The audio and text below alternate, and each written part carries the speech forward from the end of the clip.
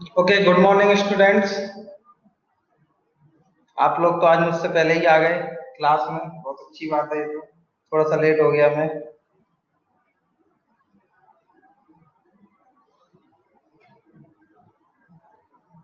चलो फिर हमें क्या करना है? पेपर डिस्कस करना है क्या? तुम लोगों ने सॉल्व कर लिया क्या पेपर अच्छे से? बता दो मुझे एक बात। कल जो तुम लोगों का रिजल्ट आया है, मैंने देखा तुम लोगों का रिजल्ट। मुझे मजा नहीं आया रिजल्ट में।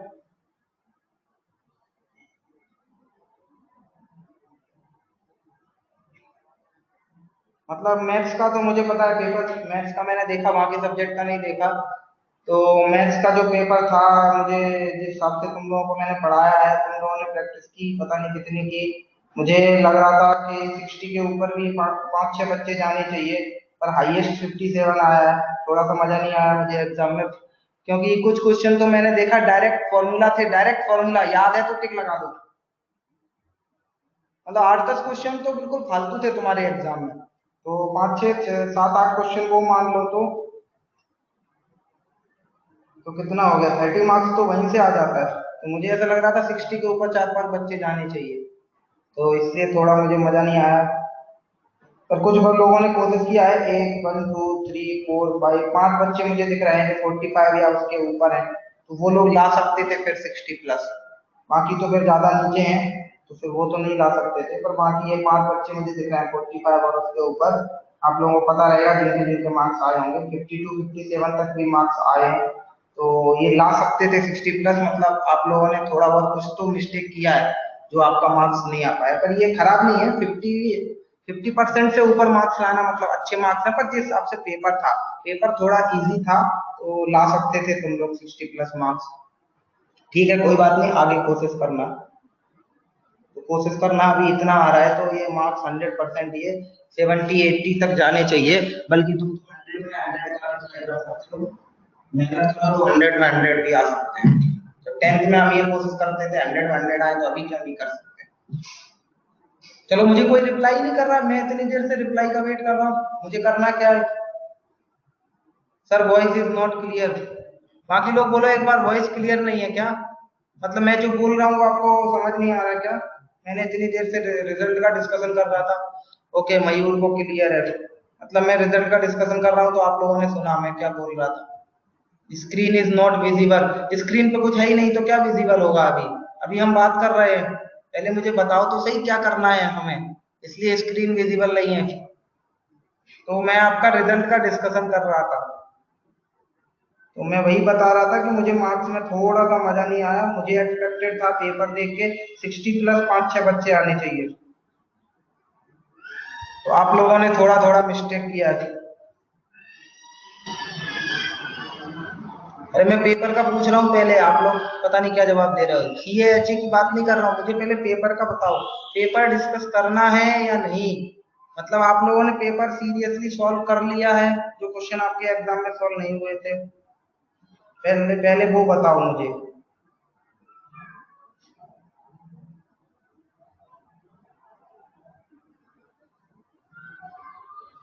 जल्दी से, जल्दी से आंसर बोलो।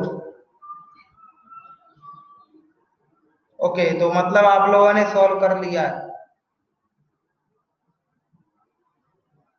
ओके, ठीक है, फिर तो पहले पेपर डिस्कस कर लेते हैं फटाफट। तो बोलो पेपर के डाउट बोलो जल्दी से। क्वेश्चन नंबर 51 से हम बात करते हैं। 51 से 60 में डाउट बोलो पहले। पहले हम 51 से 60 डिस्कस करेंगे। जिसका भी डाउट है फटाफट बोलो। मैं इधर स्क्रीन शेयर कर रहा हूँ, मैं सॉल्व करना स्टार्ट कर दूंगा। आप फटाफट डाउट बोलो ताकि जल्दी सॉल्व हो जाए। ज्यादा टाइम नहीं देंगे हम। ओके, अभी स्क्रीन दिख रहा होगा सबको। बोलो 51 से 60 में फटाफट डाउट बोलो।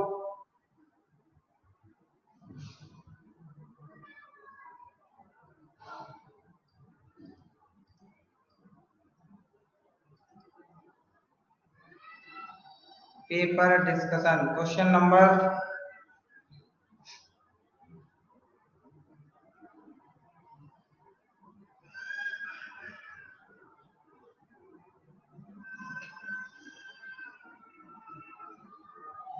बहुत टाइम ले रहे हो तुम लोग डाउट बताने में।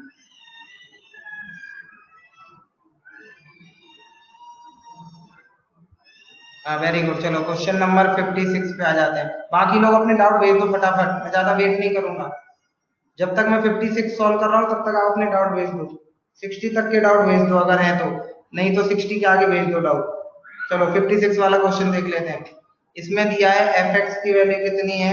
एफ एक्स दिया है साइन एक्स अपॉन रूट के अंदर 1 प्लस टेन स्क्वायर एक्स। ठीक है, इसको देखो ध्यान से। प्लस cos x अपॉन 60 तक डाउट नहीं है तो उसके आगे के भेज दो। ठीक है 58 उसके आगे डाउट भेज दो 60 के आगे। cos x upon 1 plus cot square x.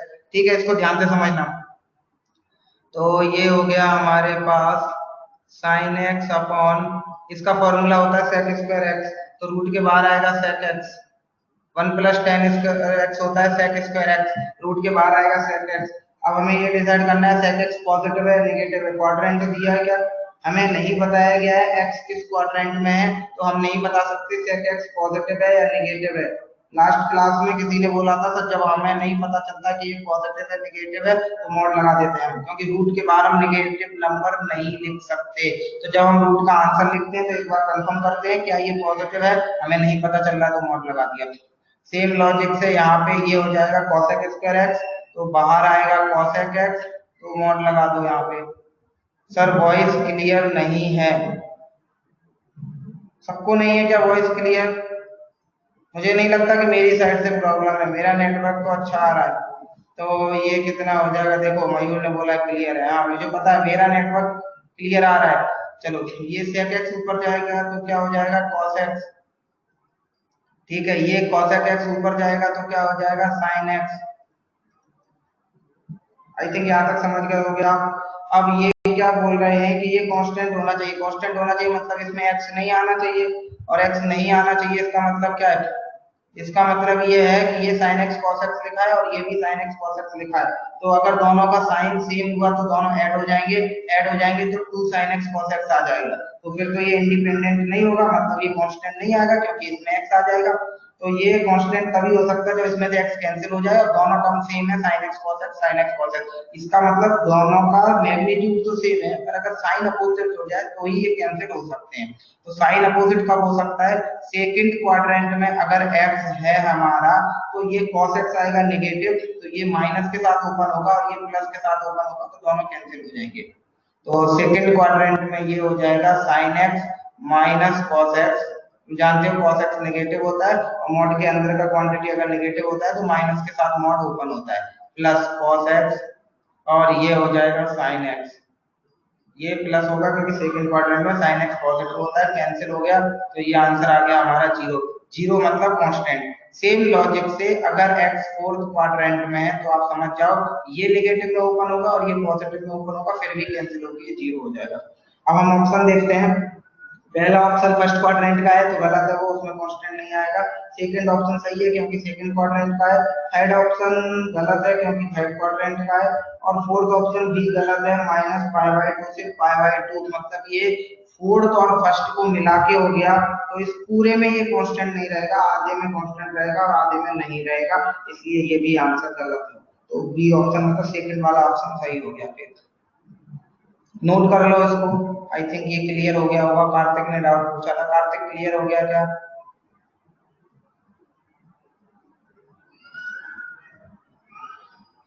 Okay ठीक है, नोट कर लो इसको। इसके बाद मुझे डाउट बताना है 58 और 51।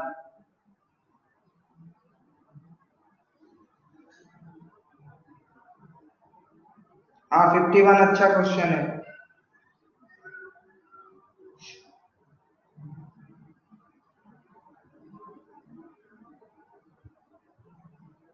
56 भी अच्छा क्वेश्चन था।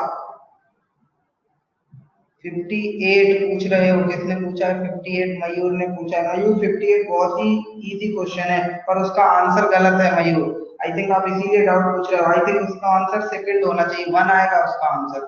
सर सैटरडे का फुल रिकॉर्डेड लेक्चर नहीं है। सैटरडे का फुल रिकॉर्डेड लेक्चर नहीं है, सैटरडे तो हमारा पूरा क्लास इसी पे हुआ था, इन पार्ट स्पीच।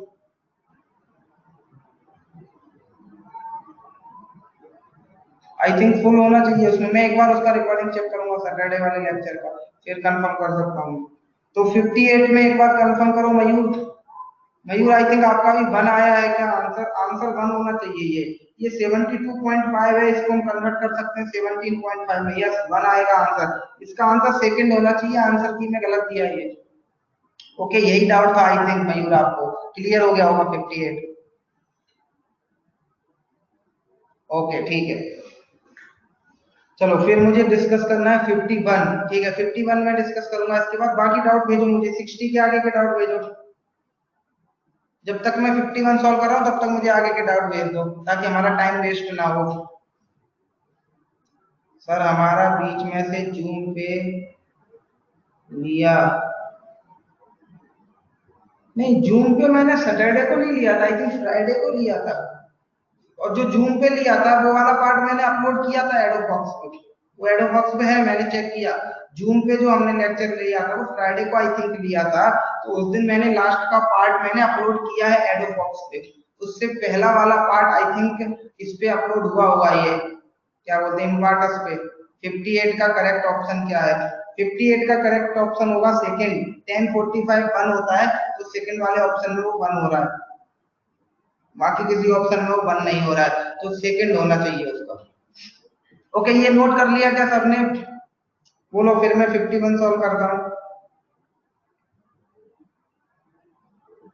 ओके ठीक है, तो नेक्स्ट स्लाइड पे आ जाते हैं फिर हम। Okay question number 51।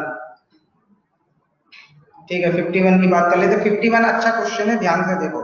इसमें बोल रहे हैं log p q, ओके 59, हाँ 59 पे आएंगे इसके बाद, प्लस log q r, ध्यान से समझना है इसको, कोशिश करना एक बार में ही समझ में आ जाए।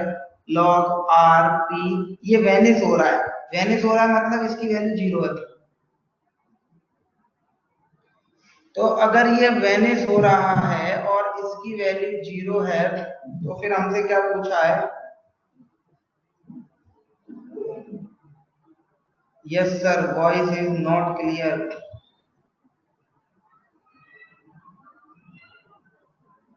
थिंक ऐसा होना तो नहीं चाहिए। Sir voice is not clear, clear not clear, yes it is clear. हाँ इसका मतलब आपके नेटवर्क में प्रॉब्लम है, आधे लोगों को क्लियर है आधे लोगों को क्लियर नहीं है।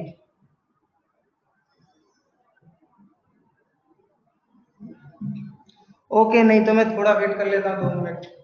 ओके आपने कौन सा डाउट पूछा है ऊपर? 59 पूछा। 53 लास्ट स्टेप नहीं समझ आई इन टेस्ट एक्सप्लेनेशन।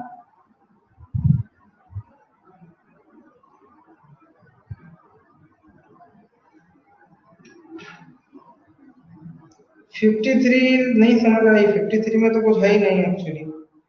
टेन थीटा को लिख सकते हो, ये cosec 2 थीटा ऊपर जाएगा तो क्या हो जाएगा? sin 2 थीटा हो जाएगा, और ये q का वैल्यू रख दो, ये तो इजी है। 53 पता नहीं 53 में क्या प्रॉब्लम, रिफ्रेश करा प्रॉब्लम जा तो, हाँ एक बार रिफ्रेश करके देखो जिनका प्रॉब्लम आ रहा है। ओके जिनका प्रॉब्लम आ रहा है एक बार रिफ्रेश करके देखो, मुझे लगता है आपके नेटवर्क में प्रॉब्लम है फिर। चलो पहले इसकी बात करते हैं, ध्यान से देखो ये वेनिस हो रहा है। अच्छा ये आपको ये 51 वाला जो क्वेश्चन है, इसको मैं इधर लिखता हूँ गुड क्वेश्चन। क्यों मैं बोल रहा हूँ इसको? क्योंकि इस टाइप का आपको एक्सप्रेशन कई बार मिलेगा मैथमेटिक्स में, इसलिए इसको ध्यान से समझ लो, और आगे जब भी मिलेगा कोशिश करना कि आप खुद अप्लाई कर सको। ये एक्चुअली किस टाइप का लिखा है? ये एक्चुअली है हमारे पास, ये एक टर्म है जिसको मैं ए कॉल करता हूँ, ये एक टर्म है जिसको मैं बी कॉल करता हूँ, इसलिए मैं बोलता हूँ बहुत सारी चीजें डिस्कशन से बाहर आती हैं, और इसको मैं सी कॉल करता हूँ। ये एक्चुअली 3 टर्म है। ऐसा सिचुएशन हमारे पास कई बार आएगा, 3 टर्म उनका एडिशन 0 होगा। इसका मतलब क्या होता है ध्यान से समझना। एक फॉर्मूला होता है इससे रिलेटेड हमारे पास, A cube plus B cube plus C cube minus 3abc। अगर आपको इसका फॉर्मूला नहीं पता है तो आज पता कर लो। इसका फॉर्मूला होता है a plus B plus C, दूसरे ब्रैकेट में आता है a square plus B square plus C square minus ab minus bc minus ac। Okay, बाकी लोग सब कनेक्ट हो चुके हैं, आई थिंक अब प्रॉब्लम नहीं रहेगा आप लोगों को। तो मैं यहाँ पे ये बता रहा हूँ कि ये बहुत ही कॉमन सा एक्सप्रेशन है, ये एक्चुअली 3 टर्म है, इनको मैं एबीसी कॉल कर रहा हूँ। तो हमारे पास सिचुएशन है, ये मैथमेटिक्स में कई बार आएगी आपके पास सिचुएशन, 3 टर्म्स होंगे, उनका एडिशन 0 होगा।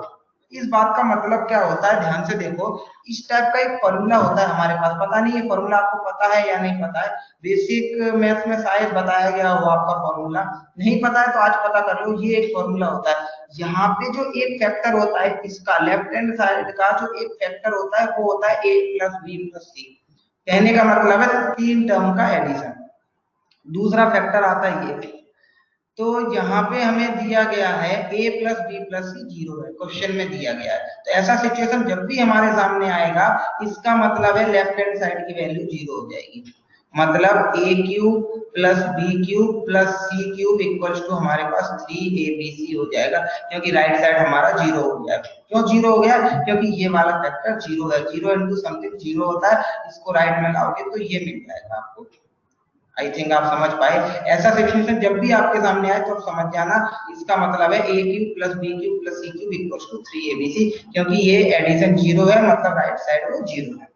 अब देखो हमसे पूछा क्या गया है, हमसे यही पूछा गया, मैं यहाँ पे वैल्यू रखता हूँ, यहाँ पे आएगा p, यहाँ पे आएगा q, इसका q, a की वैल्यू मैंने रख दी ये, प्लस b की वैल्यू रख दी मैंने ये, आई थिंक यही हमसे पूछा गया है क्वेश्चन में, और c की वैल्यू रख देंगे तो ये हो जाएगा, यही निकालना है हमें। तो इसकी वैल्यू आ जाएगी 3abc के इक्वल, 3 इंटू ए मतलब क्या है, a मतलब है ये p और q, b मतलब क्या है log q और r, और c मतलब क्या है log r और p। ये कैंसिल हो जाएंगे तीनों, आंसर आ जाएगा 3। क्यों कैंसिल हो जाएंगे? साइक्लिक ऑर्डर में, आपको पता है लॉग में सॉल्व किया हुआ आपने ये क्वेश्चन।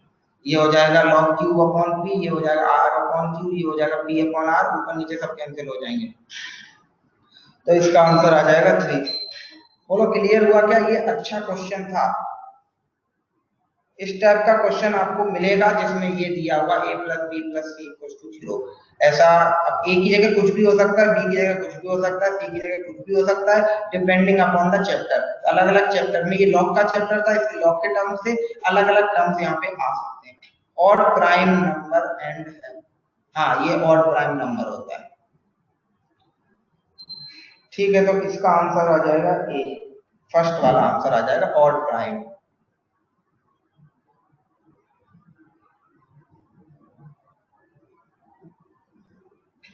अभी से एक आंसर बता रहे हो या पूछ रहे हो, मुझे समझा नहीं।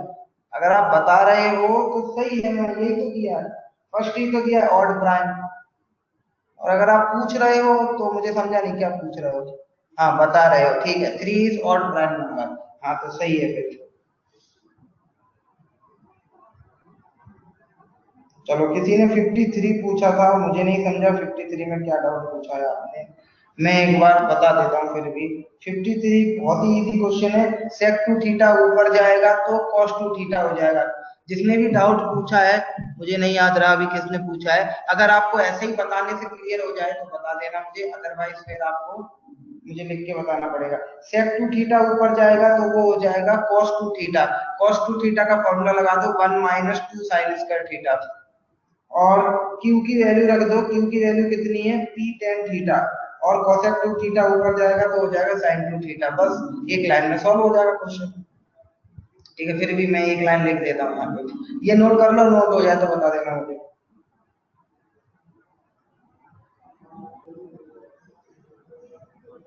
ओके ठीक है, चलो 53 में एक लाइन लिख देता हूँ। 53 में हमें गिवन है Q equals to P tan theta, और ये जो गिवन एक्सप्रेशन है वो हो जाएगा हमारे पास, कितना हो जाएगा P sec टू थीटा ऊपर जाएगा तो वो हो जाएगा cos two theta, plus Q की वैल्यू रखी मैंने P tan theta, cosec two theta ऊपर जाएगा तो ये हो जाएगा sin टू थीटा, और cos टू थीटा होता है कितना होता है, ये होता है हमारे पास, इसको हटाओ, ये होता है 1 माइनस 2 साइन स्क्वायर थीटा, ये p कॉमन ले लिया मैंने, प्लस tan थीटा को लिख सकते हैं sin theta upon cos theta into, ये sin टू थीटा हो गया 2 sin थीटा cos थीटा, इसीलिए मैं बोला था बहुत इजी है। ये इससे कैंसिल हो गया, ये हो गया 2 sin स्क्वायर थीटा, इससे ये कैंसिल हो गया, आंसर आ गया p। ठीक है, नोट कर लो जिसका भी डाउट था। फिर हम आ जाते हैं 59 पे। 59 कार्तिक आई थिंक आपने पूछा है। 59 क्यों पूछा है पता नहीं, फॉर्मूला लगाना है इसमें। चलो 59 भी मैं यही कर देता हूँ, पता नहीं क्यों पूछा, फॉर्मूला लगा के बता देता हूँ। ये लिखा है साइन एक्स प्लस जेड, हमने फॉर्मूला याद किया है प्लस वाला, बीच में माइनस है तो माइनस को मैं अंदर ले जा रहा हूँ, माइनस साइन के अंदर जा सकता है, माइनस साइन थीटा होता है, साइन माइनस थीटा, तो ये हो जाएगा जेड माइनस एक्स। यहाँ जो माइनस था उस माइनस को अंदर ले गया तो ये x minus Z, Z minus x बन गया, क्योंकि हमने प्लस वाला फॉर्मूला याद किया इसलिए मैं प्लस में कन्वर्ट कर रहा हूँ। ये है कॉस वाई प्लस जेड और बीच में माइनस है, ये माइनस अंदर नहीं जाएगा क्योंकि ये कॉस के अंदर नहीं जाता है। ठीक है, मैं फॉर्मूला लगा रहा हूँ, यहाँ पे आ जाएगा sign to sine A cos B आएगा। ए कौन सा होगा, साइन के साथ वो एंगल रखना है जो पहला एंगल है और कॉस के साथ वो एंगल लिखना है जो दूसरा वाला एंगल है, डिवाइडेड बाय नीचे माइनस का फॉर्मूला याद यूज किया गया है तो यहाँ पे आएगा minus two sine A sine B. ये कैंसिल हो गया, ये कैंसिल हो गया, आंसर आ गया minus cos X upon sine Y. तो इसका जो आंसर है वो किस पे इंडिपेंडेंट है, जेड पे इंडिपेंडेंट है, तो थर्ड वाला ऑप्शन हो जाएगा। आई थिंक कार्तिक आपने फॉर्मूला कुछ तो गलत लगाया होगा इसीलिए आपका ये आंसर मैच नहीं किया होगा, अदरवाइज इसमें कुछ भी नहीं है। चलो इसका 60 की बात करेंगे हम। 60 कौन पूछ रहा है, 60, हाँ थोड़ा सा डाउट था। 60 अभिषेक तुम पूछ रहे हो, अभिषेक क्यों पूछ रहे हो, ये लिखा हुआ है साइन थीटा कॉस थीटा, तो 2 से मल्टीप्लाई करेंगे, 2 से डिवाइड करेंगे, 2 से मल्टीप्लाई करेंगे तो ये हो जाएगा साइन थीटा कॉस थीटा, तो ये हो जाएगा 1/2 साइन 2 थीटा। थीटा हमारे पास 7.5 है तो 2 थीटा कितना हो जाएगा 15 डिग्री।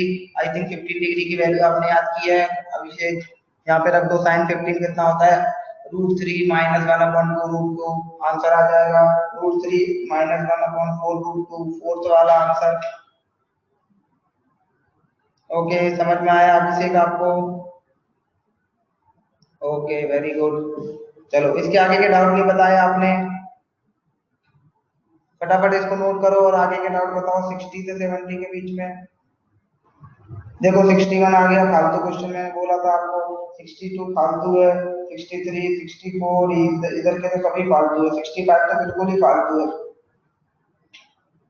66 मैंने आपको क्लास में बताया था, 67 भी फालतू है, क्रॉस मल्टीप्लाई एलसीएम ले लो, 68 भी क्लास में डिस्कस हुआ है, 69 तो डायरेक्ट फॉर्मूला पूछ लिया, 70 थोड़ा सॉल्व कर सकते थे आप, आंसर आ जाता।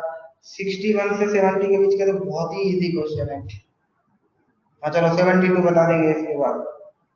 अच्छा सीधा 72 डाउट है, 61 से 70 के बीच में किसी को डाउट है क्या, मुझे तो बहुत इजी क्वेश्चन लग रहा है 61 से 70 के बीच में, फिर भी अगर किसी को कोई कंफ्यूजन है तो डाउट क्लियर जरूर कर लो। सिंपल है, मैं बोल रहा हूँ उसका मतलब आपसे सॉल्व होना चाहिए था, लेकिन ठीक है नहीं हुआ तो अभी क्या कर सकते हैं, तो अभी आप थोड़ा और प्रैक्टिस करो आगे से, तो सिंपल सिंपल क्वेश्चन क्यों नहीं सॉल्व हो रहा है। ओके 72 डाउट है सबको, 72 से पहले आई थिंक डाउट नहीं है, ठीक है चलो कोई बात नहीं, 72 की बात कर लेते हैं। हाँ 72 थोड़ा सा अच्छा क्वेश्चन है, 71 तो समझ गया होगा सबको, फालतू क्वेश्चन है, डायरेक्ट देखते ही आंसर बता सकते हो 71 का 0, क्योंकि ये फॉर्मूला होता है 3 नीचे आ जाएगा 4 ऊपर चला जाएगा, तो ये दोनों मैच कर जाएंगे, कैंसिल हो जाएंगे, 0 हो जाएगा, कुछ भी नहीं था इसमें। 72 में बता देता हूँ, हाँ 72 अच्छा क्वेश्चन, आई थिंक ये नोट हो गया होगा सबका। चलो 72 की बात कर रहे हैं, ध्यान से देखो, 72 में बोलना है अल्फा बीटा दो रूट्स है इस इक्वेशन के, तो इस इक्वेशन को सॉल्व कर लेते हैं, इसके जो भी दो रूट्स आएंगे वो अल्फा बीटा हो जाएंगे। log x लिखता हूं मैं, यहाँ पे बेस नहीं लिख रहा हूँ क्योंकि बेस नहीं लिखते तो वो 10 होता है अपने आप। अच्छा ये कितना है log x minus 2 log x का स्क्वायर, तो यहाँ पे आप समझ रहे होगे इसमें किसको t मान लें, ये क्वाड्रेटिक में कन्वर्ट हो जाएगा, log x को मैं t मान लेता हूँ, तो ये हो जाएगा 1 minus 8t square equals to t minus 2t square, इसको ठीक ठाक करेंगे तो ये हो जाएगा 6t square plus t minus 1 equals to 0, इसको सॉल्व करोगे तो कितना आएगा, ये 1/6 होता है, 1/6 कितना होता है 1/3 और 1/2 होता है, तो t इक्वल्स टू 1/3 और 1/2 हो गया। आप लोग भी ये ट्रिक सीख सकते हो जो मैं करता हूँ, प्रोडक्ट ऑफ रूट मुझे पता है 1/6 है, और 1/6 है तो कितना होना चाहिए, एक 1/3 होना चाहिए, एक 1/2 होना चाहिए। अब एक जगह मुझे माइनस लगाना है तो किधर माइनस लगाऊं, इधर मैं जो बड़ा है उसके आगे माइनस लगाता हूँ इधर, क्योंकि जो जो सम ऑफ रूट्स है वो मेरा नेगेटिव है, यहाँ से मुझे दिख रहा है -1/6, तो ये एलसीएम लोगे तो -1/6 आ जाएगा। टी मैंने किसको लिया है, टी मैंने इसको लिया है, तो यहाँ से x की वैल्यू आ जाएगी 10 की पावर 1/3 और 10 की पावर -1/2। तो जो छोटा वाला नंबर है उसको अल्फा लेना है, तो ये अल्फा हो जाएगा और ये बीटा हो जाएगा। अब यहाँ पे रख दो और आंसर आ जाना चाहिए। इसकी वैल्यू निकालनी है, बीटा क्यूब हो गया मेरे पास 10 + 1 इसका स्क्वायर अपॉन अल्फा स्क्वायर हो गया 1/10, बीटा क्यूब हो गया 10, तो ये हो गया 11 स्क्वायर मतलब 121। ओके, जिनको जिनको डाउट था समझ में आया क्या? किसी को ऐसा डाउट तो नहीं सर आप इतना फास्ट कैसे कर रहे हो? बहुत प्रैक्टिस है, प्रैक्टिस के बाद आपका भी इतना फास्ट हो जाएगा। तो बीच में जो एक डिफरेंस है मेरे और आपके बीच में वो सिर्फ एक प्रैक्टिस का डिफरेंस है। मैंने अपने पास्ट में बहुत सारी प्रैक्टिस की हुई है, बहुत सारी बच्चों ने मेरी प्रैक्टिस करवा दी। आपका भी ये लेवल आ सकता है इतना फास्ट, आप अगर इतना प्रैक्टिस कर लो तो। एक साल तक मेहनत करके प्रैक्टिस करो, उसके बाद देखना आपका भी ये लेवल आ जाएगा। चलो और कोई डाउट है क्या? फटाफट बोलो। 73, 74, 73 तो बहुत ही फालतू क्वेश्चन है। साइन स्क्वायर थीटा की जगह 1 रख दो, आंसर आ जाएगा 5। 74 तो उससे भी ज्यादा फालतू क्वेश्चन है, क्योंकि बीच में कहीं तो एक नंबर आएगा log sin 90, और sin 90 होता है 1, तो उस पे log की वैल्यू हो जाएगी 0, और सारे नंबर मल्टीप्लाई में है। जब एक नंबर बीच में 0 हो गया मल्टीप्लाई में, तो कितने भी नंबरों का मल्टीप्लाई करते रहो 0 के साथ मल्टीप्लाई होकर 0 ही रहेगा।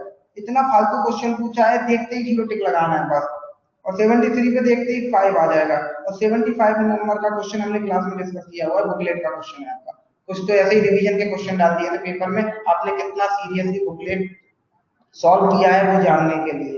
इसीलिए मैं बोल रहा था, मुझे लग रहा था आपके 60+ मार्क्स आने चाहिए थे, सबके नहीं 4-5 बच्चों के तो मैं एक्सपेक्ट कर रहा था, इसलिए थोड़ा सा मुझे अच्छा नहीं लगा रिजल्ट आपका। आगे से आप ये चीजें ध्यान रखना, थोड़ा और प्रैक्टिस की जरूरत है आपको। कहाँ चूक हुई आपसे, आप एक बार एनालिसिस करो और आगे से ऐसा कोशिश करो। ये किए हुए क्वेश्चन अगर आते हैं आपके सामने तो एटलीस्ट वो सॉल्व होने चाहिए। फॉर्मूला डायरेक्ट पूछ लिया तो वो क्वेश्चन तो आपके कम से कम सॉल्व होने चाहिए, तो ये एक्सपेक्टेड रहता है हमारे साइड से। तो आगे से आप ऐसा करोगे, हम मेरी जो एक्सपेक्टेशन है उतने मार्क्स लाओगे। टफ होता है पेपर तो मैं ऐसे ही समझ जाता हूँ टफ है, तो मेरा एक्सपेक्टेशन भी ज्यादा नहीं रहता, सिंपल था इसलिए मेरा एक्सपेक्टेशन हुआ। ठीक है, आगे से आप करोगे ये सब। चलो फिर पेपर खत्म हो गया आई थिंक हमारा, किसी का और कुछ डाउट नहीं बचा है। एक लास्ट मौका देता हूँ, हाँ we will try next time. Okay very good, एक लास्ट मौका दे रहा हूँ मैं 1 मिनट का, अगर किसी का कुछ डाउट बचा है तो बोल दो यहाँ पे, नहीं तो फिर हम असाइनमेंट पे जा रहे हैं।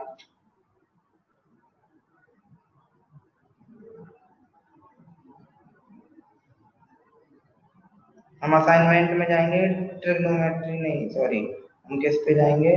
ट्रिग्नोमेट्री का डिस्कशन नहीं होना हमारा, हमारा डिस्कशन होना है ओके अलजेब्रा पे आ जाते, क्वाड्रेटिक चल रहा था हमारा। Sorry sir, we will try better next time. Very good sir, ये पेपर मेंस लेवल के होते हैं क्या? नहीं अभी आपको नहीं दे रहे हैं, उतना लेवल नहीं दे रहे हैं। अब ये क्या फॉर्मूला फॉर्मूला पूछ लिया डायरेक्ट देख के टिक लगा दो, ये थोड़ी आता है मेंस में। थोड़ा तो एटलीस्ट अच्छा क्वेश्चन आता है आईआईटी का। अभी आपका इनिशियल है इसलिए इतना टफ पेपर नहीं दे सकते हैं। थोड़ा आपका कॉन्फिडेंस आ जाए एक बार, थोड़ा इसलिए थोड़ा इजी पेपर दे रहा है इनिशियली। थोड़ा एक बार कॉन्फिडेंस आ जाए आपका, आपको लगने लगे नहीं सर अब थोड़ा टफ दो आप, हम उसमें भी मार्क्स लेके आएंगे, तो फिर थोड़ा थोड़ा लेवल बढ़ाऊंगा मैं। अभी आपका एडवांस का भी पेपर चालू नहीं है, एडवांस का बहुत टफ हो जाता है पेपर, इसलिए थोड़ा एक बार आपका लेवल आ जाए फिर हम ये सब चालू करेंगे पेपर, थोड़े अच्छे लेवल के पेपर चालू करेंगे। एक्चुअली ये इसलिए भी पेपर अच्छे लेवल का चालू नहीं हुआ है, इनिशियली क्या ट्रिग्नोमेट्री लॉग या बेसिक, ये सब बेसिक चैप्टर्स हैं, इनसे डायरेक्ट क्वेश्चन नहीं आता आईआईटी में, पर इनका यूज होता है आगे के चैप्टर्स में। तो बेसिक चैप्टर्स में मतलब कितना अच्छा पेपर बनाएंगे, इसलिए नहीं ज्यादा बनाते हैं। तो ये रीजन है, आगे पर 1-2 पेपर बाद आपका टफ आने लगेगा फिर पेपर, तब तक आप भी थोड़ा वो हो जाओगे। जैसे भी कुछ लोग बोल रहे हैं सर हम नेक्स्ट टाइम बिल्कुल कोशिश करेंगे ज्यादा मार्क्स लाने की, तो फिर हम थोड़ा अच्छा पे, अभी आपके मार्क्स आ रहे हैं 40 और टफ दे दिया पेपर तो आपके 20 मार्क्स आएंगे। आप सोचो सर क्या पढ़ रहे हैं, हमारे तो मार्क्स ही नहीं आ रहे। इसे थोड़ा आप पहले इसमें सिंपल पेपर में थोड़े अच्छे मार्क्स लाओ, फिर थोड़ा टफ करेंगे पेपर का लेवल, क्योंकि पेपर का टफ लेवल किया तो थोड़े आपके मार्क्स डाउन होंगे। तो ऑलरेडी आपके डाउन है तो उससे भी डाउन चलेगा तो फिर वो अच्छा नहीं है, इसलिए थोड़ा सा इजी रखा था पेपर हमने। चलो ये सब आप समझ गए होगे, अभी और किसी का डाउट नहीं है, 1 मिनट भी खत्म हो गया। चलो फिर असाइनमेंट पे आ जाओ फटाफट। हमें डिस्कस करना है, कौन सा डिस्कस करना है मैं एक बार देख लूं। आई थिंक हमें होम असाइनमेंट 3 डिस्कस करना है। हाँ होम असाइनमेंट 3 आई थिंक हमने डिस्कस नहीं किया था, तो होम असाइनमेंट 3 के डाउट बताओ। इधर मैं लिख देता हूँ होम असाइनमेंट 3, उसके डाउट बताओ, ये हमें डिस्कशन करना है।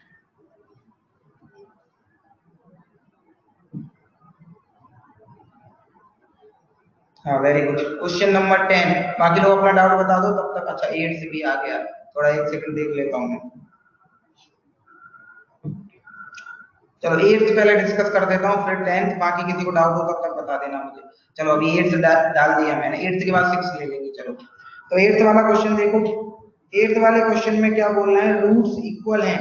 अगर आपके पास भी बुकलेट होगा तो आप देख सकते हो, उसमें दे रहे हैं कि एक इक्वेशन है, इक्वेशन में यहाँ पे लिखता हूँ A square plus B square, और यहाँ पे कितना है एक्स स्क्वायर माइनस 2, यहाँ पे आ जाएगा B C plus A D, और यहाँ पे आ जाएगा x प्लस यहाँ पे आ जाएगा C square plus D square equals to 0।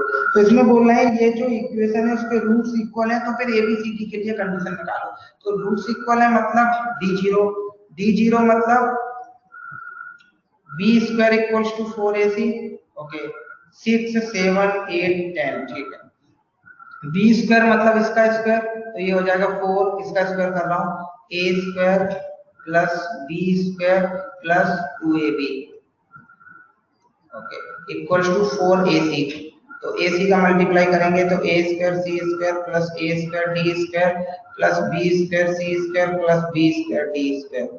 तो आई थिंक ये इससे कैंसिल हो जाएगा, बी स्क्वायर सी स्क्वायर से B square C square cancel हो जाएगा, ए स्क्वायर डी स्क्वायर से A square D square cancel हो जाएगा। तो ये बच गया A square C square plus B square D square, ये इधर जाएगा तो माइनस 2abcd इक्वल्स टू 0। तो ये आ गया ac माइनस bd का होल स्क्वायर, और ये भी 0 है, इसका मतलब ac और bd इक्वल है। किसी ऑप्शन में लिखा होगा उस पर टिक लगा दूंगा। हाँ फर्स्ट ऑप्शन में ही लिखा है। चलो इसको नोट कर लो।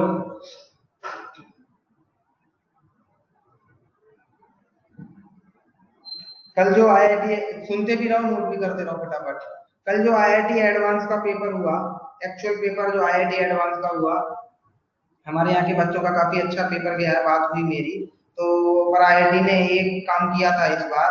आईआईटी ने क्या किया, दोनों पेपर में 18 क्वेश्चन पूछते हैं, तो पहले पेपर में उन्होंने 6 सिंगल करेक्ट दिए और 6 मल्टी करेक्ट दिए और 6 इंटीजर टाइप दिए, और दूसरे पेपर में 12 इंटीजर टाइप दिए और 6 मल्टी करेक्ट दिए। मतलब उन्होंने इंटीजर टाइप के क्वेश्चनों पे ज्यादा फोकस किया था। दोनों पेपर में मिला के 18 इंटीजर टाइप क्वेश्चन थे। इंटीजर टाइप मतलब क्वेश्चन का मतलब होता है क्वेश्चन लिखा रहेगा, उसका जो आंसर आएगा वो वहां पे लिख दो न्यूमेरिकली, तो वो होता है इंटीजर टाइप या न्यूमेरिकल टाइप क्वेश्चन। तो उस पे आईआईटी ने ज्यादा फोकस किया, एक प्रकार से वो सब्जेक्टिव क्वेश्चन ही हो गया। और वो प्रूफ नहीं पूछ सकते, उसका न्यूमेरिकल आंसर आएगा, सॉल्व करवाते हैं, ऑप्शन नहीं देते उसमें। जो भी आपका आंसर आए वहां लिख दो, पॉइंट में भी लिख सकते हो, हर टाइप से लिख सकते हो। तो उस टाइप के क्वेश्चन पे आईआईटी ने ज्यादा फोकस किया, 18 क्वेश्चन दिए, बाकी 12 क्वेश्चन मल्टी करेक्ट थे। सिंगल करेक्ट पे ऑलमोस्ट ना के बराबर फोकस था, 6 क्वेश्चन दिए। बाकी पैसेज का एक भी क्वेश्चन नहीं दिया, पैराग्राफ टाइप का, और मल्टी कर वो जो मैट्रिक्स मैच होता है उसका भी एक भी क्वेश्चन नहीं दिया। तो आईआईटी अपने एग्जाम में कुछ भी कर सकता है।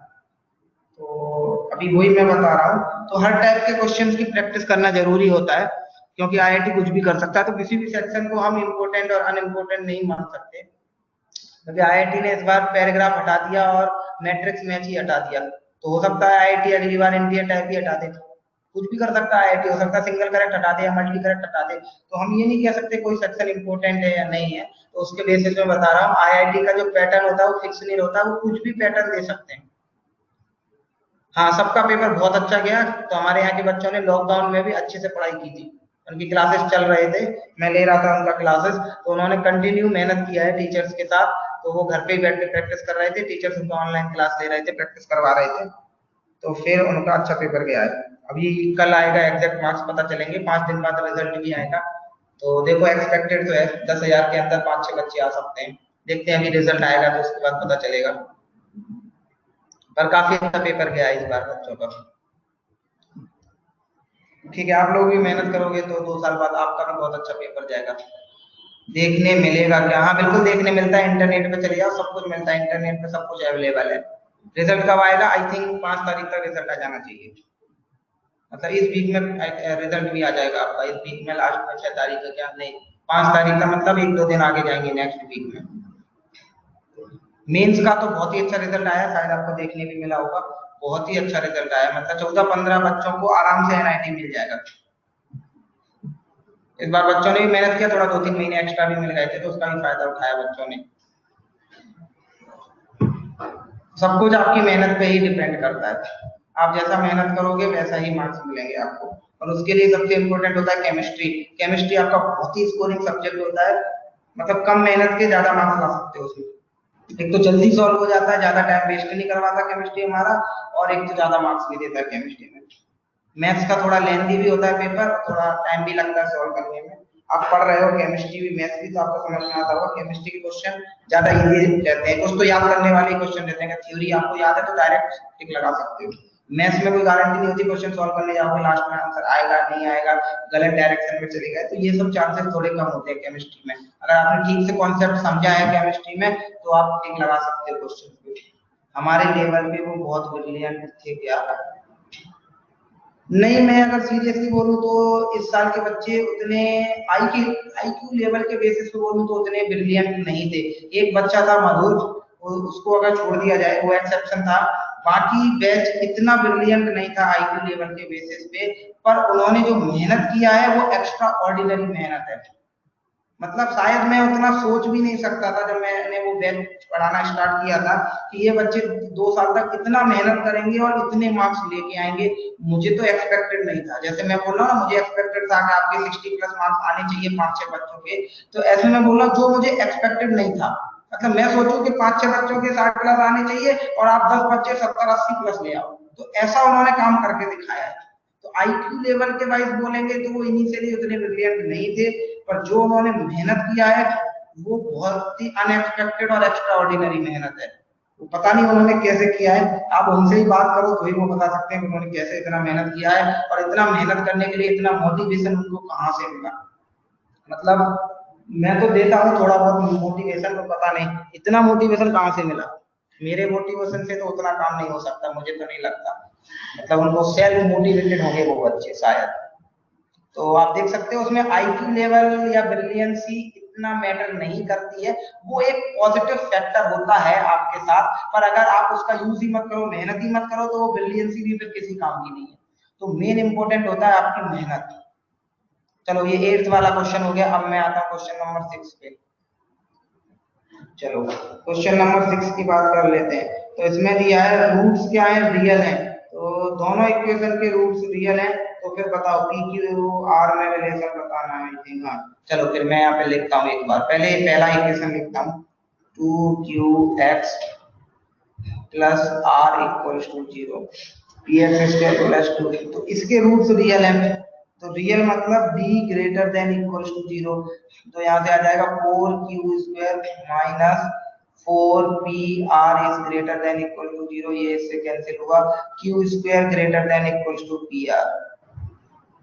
चलो दूसरा इक्वेशन लिखते हैं यहाँ पे, दूसरा इक्वेशन है qx square minus 2 root pr और यहाँ पे आएगा x plus Q equals to 0, तो यहाँ पे भी वही करेंगे b greater than equals to 0, तो ये हो जाएगा 4pr इज ग्रेट सॉरी ये इसको हटाओ, माइनस कितना हो जाएगा 4q square greater than equals to 0, तो ये कैंसिल हुआ, pr is greater than equals to qr, दोनों इक्वेशन सही है, बीच में एंड लगाया है उन्होंने। एंड मतलब होता है दोनों का कॉमन सॉल्यूशन लेना है। तो इसमें बोल रहे हैं पी आर छोटा है क्यू स्क्वायर बड़ा है, इसमें बोल रहे हैं पी आर बड़ा है क्यू स्क्वायर छोटा है। तो ये दोनों बातें एक साथ सही नहीं हो सकती है। और फिर बोल रहे हैं क्यू स्क्वायर पी आर बराबर है, और यहाँ भी बोल रहे हैं क्यू स्क्वायर और पी आर बराबर है। तो दोनों में कॉमन क्या है, क्यू स्क्वायर और पी आर बराबर है। इसके बेसिस पे मुझे लग रहा है सी ऑप्शन सही है। सी ऑप्शन में ये बन जाएगा, इस आर को नीचे लाओ और यहाँ से एक क्यू को इधर लाओ, तो ये सी ऑप्शन से मैच करता है। तो नोट कर लो इसको, सी ऑप्शन सही है फिर इसका।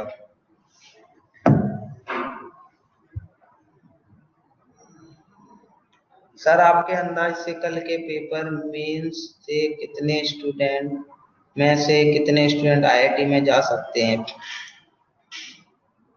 मतलब आईआईटी में जा सकते हैं तो अभी वो तो मेरे 2-3 स्टूडेंट से ही बात हुआ है, तो वो तो बोल रहे हैं सर अच्छा पेपर गया है। तो वो डिपेंड करता है थोड़ा सा एक्चुअली कि कितने तक रैंक आएगा, फिर वो अच्छा ब्रांच मिलेगा कि नहीं मिलेगा, तो वो बच्चा आईआईटी लेगा कि नहीं लेगा। अगर अच्छा ब्रांच नहीं मिलेगा तो हो सकता है वो आईआईटी ना लेके, मतलब नीचे का कोई आईआईटी मिल रहा है तो वो उसको प्रेफर ना करे।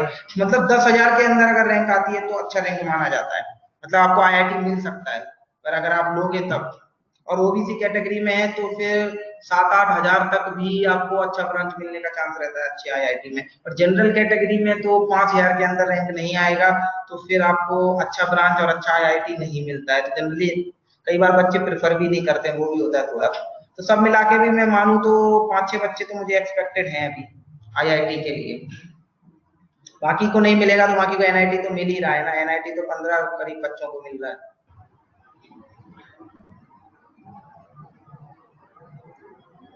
अब वो मैं नहीं कह सकता तुम उन स्टूडेंट्स को मिल पाओगे या नहीं मिल पाओगे। अगर तुम्हारे कोई सीनियर हैं, तुम जानते हो उनको पहले से, तुम्हारे बैच में कोई जानता है, तो एक बार उनसे कॉन्फ्रेंस कॉल कर लो, बात कर लो फोन पे। क्योंकि मिलना तो अभी मैं कह नहीं सकता क्योंकि उनका कॉलेज चालू हो जाएगा, शायद ये लॉकडाउन खत्म नहीं होगा उससे पहले। तो वो बच्चे अगर कॉलेज में चले गए तो शायद तुमसे नहीं मिल पाएंगे। तो वो डिपेंड करता है जो सिचुएशन चल रहा है उसमें कितना पॉसिबल हो पाएगा। मुझे लगता नहीं है कि उतना पॉसिबल हो पाएगा क्योंकि उनका काउंसलिंग चालू हो जाएगा, शायद उनका कॉलेज भी चालू कर देंगे 1 महीने बाद, और 1 महीने तक मुझे लगता नहीं आपका अकेडमी चालू हो पाएगा, ये ऑनलाइन नहीं चलेगा। तो अगर आपके वो सीनियर हैं, ऑलरेडी सीनियर ही होंगे, आप जानते होंगे उनको, तो अगर आप उनसे बात कर सको तो, किसी का कोई जानता हो जान पहचान का हो, तो अगर आप बात कर सको तो ऐसे बात कर सकते हो। इतना तो पॉसिबल हो सकता है। या फिर वैसे ऐसा भी होता है, वो भी होता है कि बच्चे जब सेमेस्टर के बाद उनका छुट्टियां होता है तो बच्चे आते हैं सब अकेडमी में मिलने के लिए, तब भी वो बच्चे बात करते हैं अपने जूनियर से। ऐसा होता है। मतलब जब उनका छुट्टी होगा बाद में एक सेमेस्टर के बाद, तो वो आते हैं बारामती में, तो सब आते हैं अकेडमी में एक साथ, तो फिर उनकी बात करवाते हैं जूनियर से। सबसे जाओ बात करो एक बार, तब मौका मिल सकता है फिर आपको। अभी मिलेगा उसकी गारंटी नहीं है, पर तब जरूर मिल जाएगा। सब बच्चे आते हैं अकेडमी में। चलो ये 6 हो गया। अभी हम दूसरे क्वेश्चन पे आ जाते हैं, ये नोट कर लिया होगा आपने। दिवाली के बाद एकेडमी चालू होने वाला है ना, पता नहीं, कुछ गारंटी नहीं है। चलो महाराष्ट्र में तो मैं कोई गारंटी नहीं बोल सकता मैं, जिस हिसाब से कोरोना चल रहा है। चलो क्वेश्चन नंबर 7 पे आ जाते हैं। ओके, चलो क्वेश्चन नंबर 7 में क्या है। 7 में बोल रहा है roots of the equation real. तो अगर इसके रूट्स रियल हैं, A X square plus X plus B equals to 0, 1 minute आपको वेट करना पड़ेगा। आई थिंक मेरा चार्जिंग खत्म हो रहा है।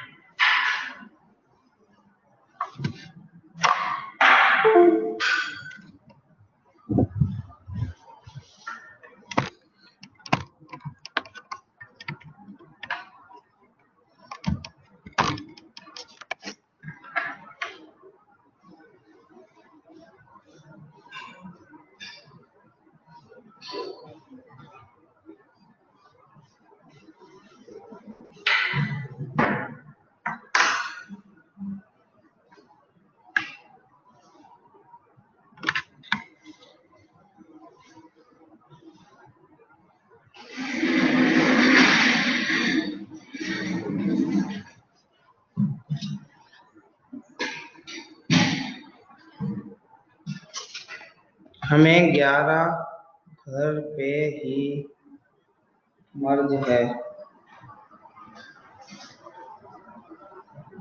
ओके, मुझे समझा नहीं करनी है क्या, पता नहीं आप क्या पूछ रहे हो, मुझे ये समझा नहीं आपका doubt.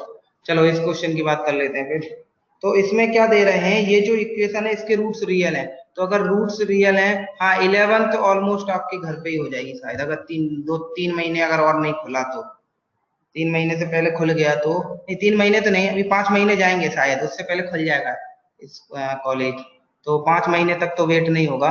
b² - 4ac greater than equal to 0, क्योंकि इसके रूट्स रियल दिए है क्वेश्चन में, तो यहाँ से हो जाएगा b² मतलब 1 -4ab is greater than equal to 0। तो यहाँ से अब बात कर लेते हैं क्या पूछा है क्वेश्चन में। क्वेश्चन में एक और इक्वेशन दी गई है x² - 4 √ab into X plus 1 equal to 0, इसके रूट्स पूछे हैं, रूट्स का नेचर पूछा है, तो इसका डी निकाल लेते हैं।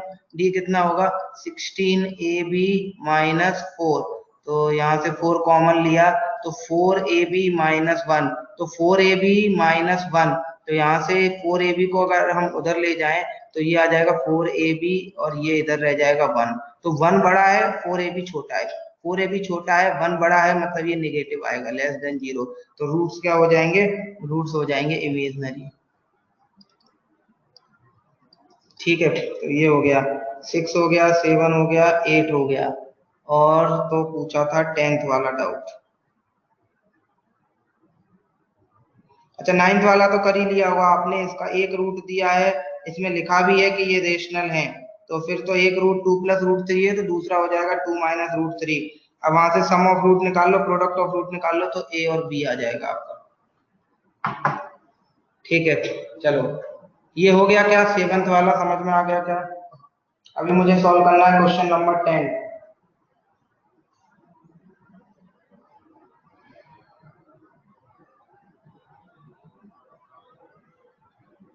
ओके, चलो फिर क्वेश्चन नंबर 10 पे आ जाते हैं फिर।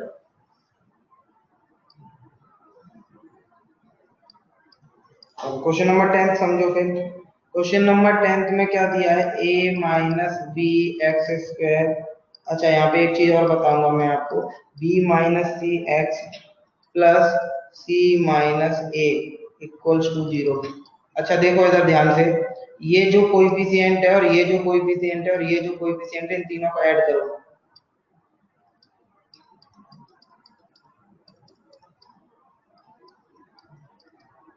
इन तीनों को ऐड करोगे तो आपका 0 आएगा, मतलब सम ऑफ कोएफिशिएंट्स आपका क्या है, 0 है। ऐसा आपको अगर किसी क्वेश्चन में मिलता है सम ऑफ कोएफिशिएंट्स इज 0, जो कि इस क्वेश्चन में मिल रहा है, तो अगर ऐसा आपको किसी क्वेश्चन में मिलता है तो यहाँ से आप एक चीज समझ सकते हो, कोएफिशिएंट्स का सम 0 है, मतलब x की वैल्यू 1 इसको सेटिस्फाई करेगी, गारंटेड, देख लो आप, क्योंकि x की वैल्यू अगर 1 रख दी तो x यहाँ से हट गया, तो this plus this plus this वो तो 0 है ही। मतलब अगर हमें दिख जाए कि कोएफिशिएंट्स का सम 0 है किसी क्वाड्रेटिक इक्वेशन के लिए, तो हम ये बोल सकते हैं 1 उसका रूट होगा, हेंस 1 ऑफ रूट इज 1। जिस क्वाड्रेटिक इक्वेशन के लिए सम ऑफ कोएफिशिएंट 0 होगा तो उसका एक रूट गारंटेड 1 होगा, क्योंकि 1 उसको हमेशा सेटिस्फाई करेगा। अच्छा दूसरे रूट की बात कर लेते हैं।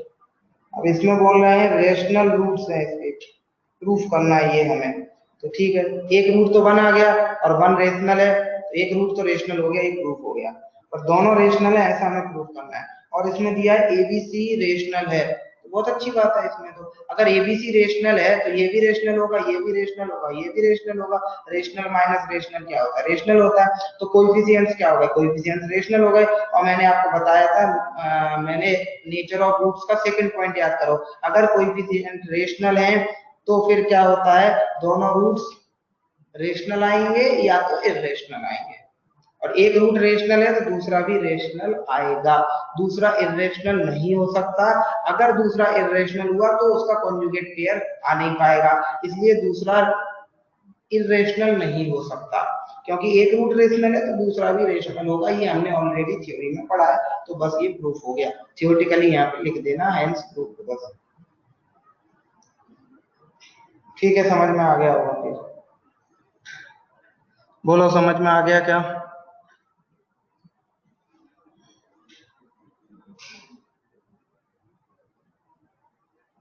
ओके ठीक है, फिर आई थिंक ये डाउट खत्म हो गए, हम असाइनमेंट 4 पे आ जाते हैं फिर।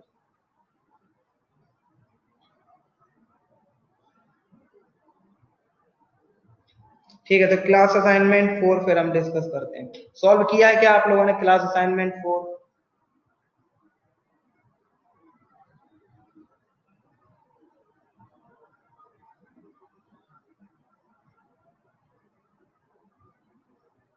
ओके ठीक है, बहुत सारे लोगों का यस आ रहा है। ठीक है, फिर क्लास असाइनमेंट के डाउट बोलो, क्लास असाइनमेंट 4 के डाउट बोलो।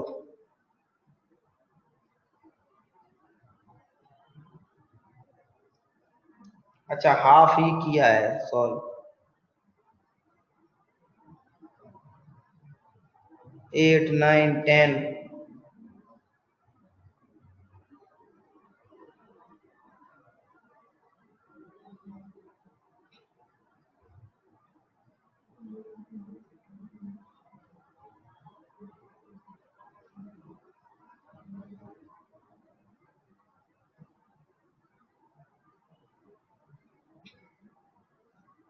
ओके, बहुत सारे लोगों ने बोल दिया 8 9 10, मतलब आप लोगों ने अटेम्प्ट किया है। ठीक है, समझ आ गया मुझे। बहुत सारे लोगों ने पूरा अटेम्प्ट किया है और 8 9 10 डाउट पूछ रहे हैं। तो 1 to 7 में किसी को डाउट नहीं है ना? एक बार कंफर्म करो, अगर किसी को डाउट है तो बोलो। 1 to 7 में किसी को डाउट है क्या? जिसको डाउट है वो बोलो एक बार। 1 to 7 में किसी को डाउट है क्या? नहीं है, 1 to 7 में कोई डाउट नहीं। वो वेरी गुड, चलो ठीक है, फिर 8 9 10 मैं बता देता हूँ। हाँ, 7th पूछ लिया अभिषेक ने।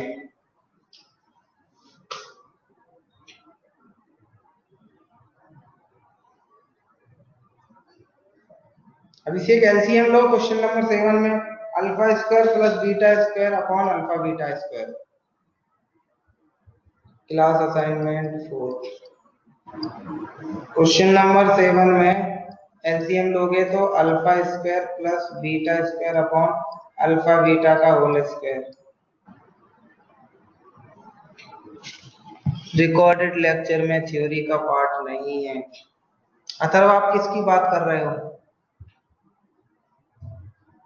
सैटरडे के लेक्चर की बात कर रहे हो क्या? तो ये हो जाएगा अल्फा प्लस बीटा का whole square minus 2 alpha beta. अभी से एक समझ में आ रहा होगा आपको। ये कर लोगे, अब आप अल्फा प्लस बीटा की वैल्यू रख दो माइनस बी बाई ए, इसकी वैल्यू रख दो सी बाई ए, यहाँ भी रख दो सी बाई ए, तो आंसर आ जाएगा आपका। चलो हम बात कर रहे हैं क्वेश्चन नंबर 8 की। ओके, सैटरडे वाले लेक्चर की बात कर रहा हूँ। मुझे सैटरडे वाला एक बार रिकॉर्डेड लेक्चर देखना पड़ेगा, उसके बाद ही मैं कुछ बता सकता हूँ आपको, क्योंकि मुझे पता नहीं है। मुझे ऐसा बताया गया है कि इम्पार्टेंस पे क्लास लेना है। आप एक बार चाहो तो टेक्निकल टीम से भी बात कर सकते हैं, सुजय सर से बात कर सकते हैं। आई थिंक उनका नंबर दिया गया होगा आपको, किरण सर से। क्योंकि मुझे ये बताया गया है कि इम्पार्टेंस पे आपको लेक्चर लेना है और उसके लिए आपको कुछ भी नहीं करना है, वो ऑटोमेटिक क्लास आपका स्टार्ट हो जाएगा। जैसे आज मैंने देखा, आज मैं लेट हो गया था आने में, तो फिर आपने आज खुद ही स्टार्ट कर लिया था क्लास। हाँ, तो मुझे यही बताया गया है, मुझे कुछ नहीं करना है, सिर्फ क्लास ज्वाइन करना है और उसके बाद रिकॉर्ड भी अपने आप होगा, सब कुछ अपने आप होगा, बच्चों को अपने आप मिल जाएगा। मुझे सिर्फ लेक्चर लेना है, मुझे जो इन्फॉर्मेशन बताया गया है। तो अगर आपको कोई प्रॉब्लम आती है तो आप सुजय सर या फिर एक बार किरण सर से बात कर सकते हो, क्योंकि मुझे जो बताया गया मैं उसके बेसिस पे लेक्चर ले रहा हूँ। ठीक है, तो अभी हम बात करते हैं क्वेश्चन नंबर 8 की।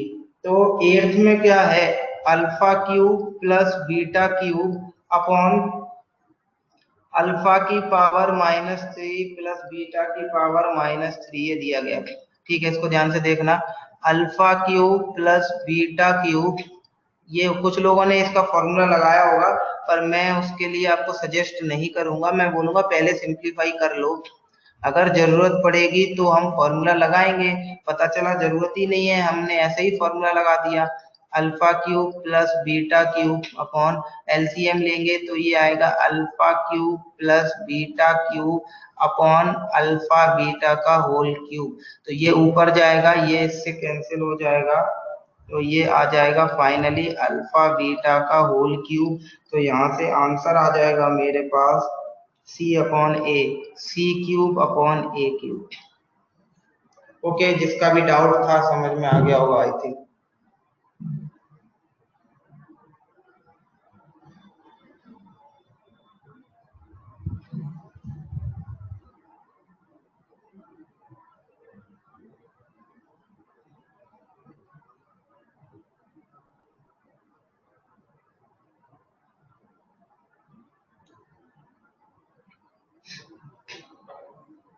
चलो ये फिर हम बात करते हैं क्वेश्चन नंबर 9 की, इसको नोट कर लो एक बार।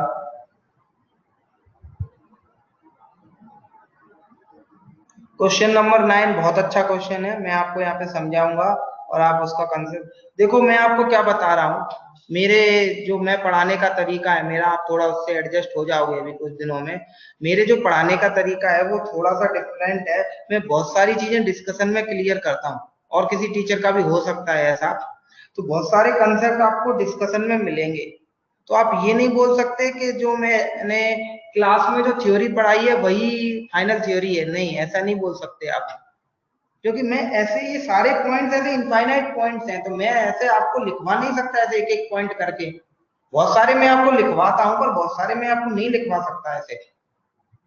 तो वही मैं बता रहा हूँ आपको। जैसे क्वेश्चन नंबर 9 में डिस्कस करूंगा, इसमें एक नया कंसेप्ट आएगा और वो अच्छा कंसेप्ट है, तो मैं बोलता हूँ आपको ये अच्छा कंसेप्ट है, ये आपको आगे भी यूज होगा। तो वो सब कंसेप्ट भी आपको डिस्कशन में जो पता चलते हैं वो भी आपको कहीं ना कहीं नोट करके रखने हैं, ताकि आपको बाद में जो यूज हो तो आप यूज कर पाओ, अप्लाई कर पाओ। तो अभी जैसे मैं क्वेश्चन नंबर 9 डिस्कस करूंगा, उसके बाद मैं क्वेश्चन नंबर 10 डिस्कस करूंगा। तो ये कंसेप्ट मैंने आपको थ्योरी पढ़ाते समय नहीं बताए हैं, ये क्वेश्चन में डिस्कशन में आ रहे हैं। तो अब मैं ये कंसेप्ट बता रहा हूं, तो ये आप कहीं ना कहीं नोट जरूर कर लेना, ताकि ये आगे यूज हो तो आपको ये थ्योरी में ही मिले। तो ये थ्योरी का ही पार्ट है, आप ऐसे समझ सकते हो। तो बहुत सारा थ्योरी का पार्ट हमारा डिस्कशन के बीच में आएगा, इसलिए डिस्कशन भी उतना ही इंपॉर्टेंट है जितना कि थ्योरी है। क्योंकि ये मैथ्स है, मैंने पहले ही बोला था मैथ्स पढ़ने का तरीका थोड़ा सा अलग है। केमिस्ट्री में थोड़ा सा अलग है क्योंकि वहाँ थियोरेटिकल चीजें ज्यादा होती हैं, तो सर आपको मैक्सिमम चीजें लिखवाएंगे, मैं इतना नहीं कर सकता मैथ्स में। ठीक है, आई थिंक ये बात मैं आपको फिर बताते रहूंगा, आप अभी समझ गए होंगे। तो क्वेश्चन नंबर 9 में जो अभी मैं डिस्कस करूंगा वो बहुत ही इंपॉर्टेंट कंसेप्ट है, और 10th में भी जो डिस्कस करूंगा वो भी इंपॉर्टेंट कंसेप्ट है।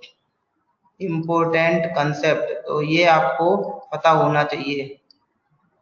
ठीक है, तो इसकी बात कर लेते हैं। तो इसमें मुझे दिया गया, इसको ध्यान से समझना पहले तो।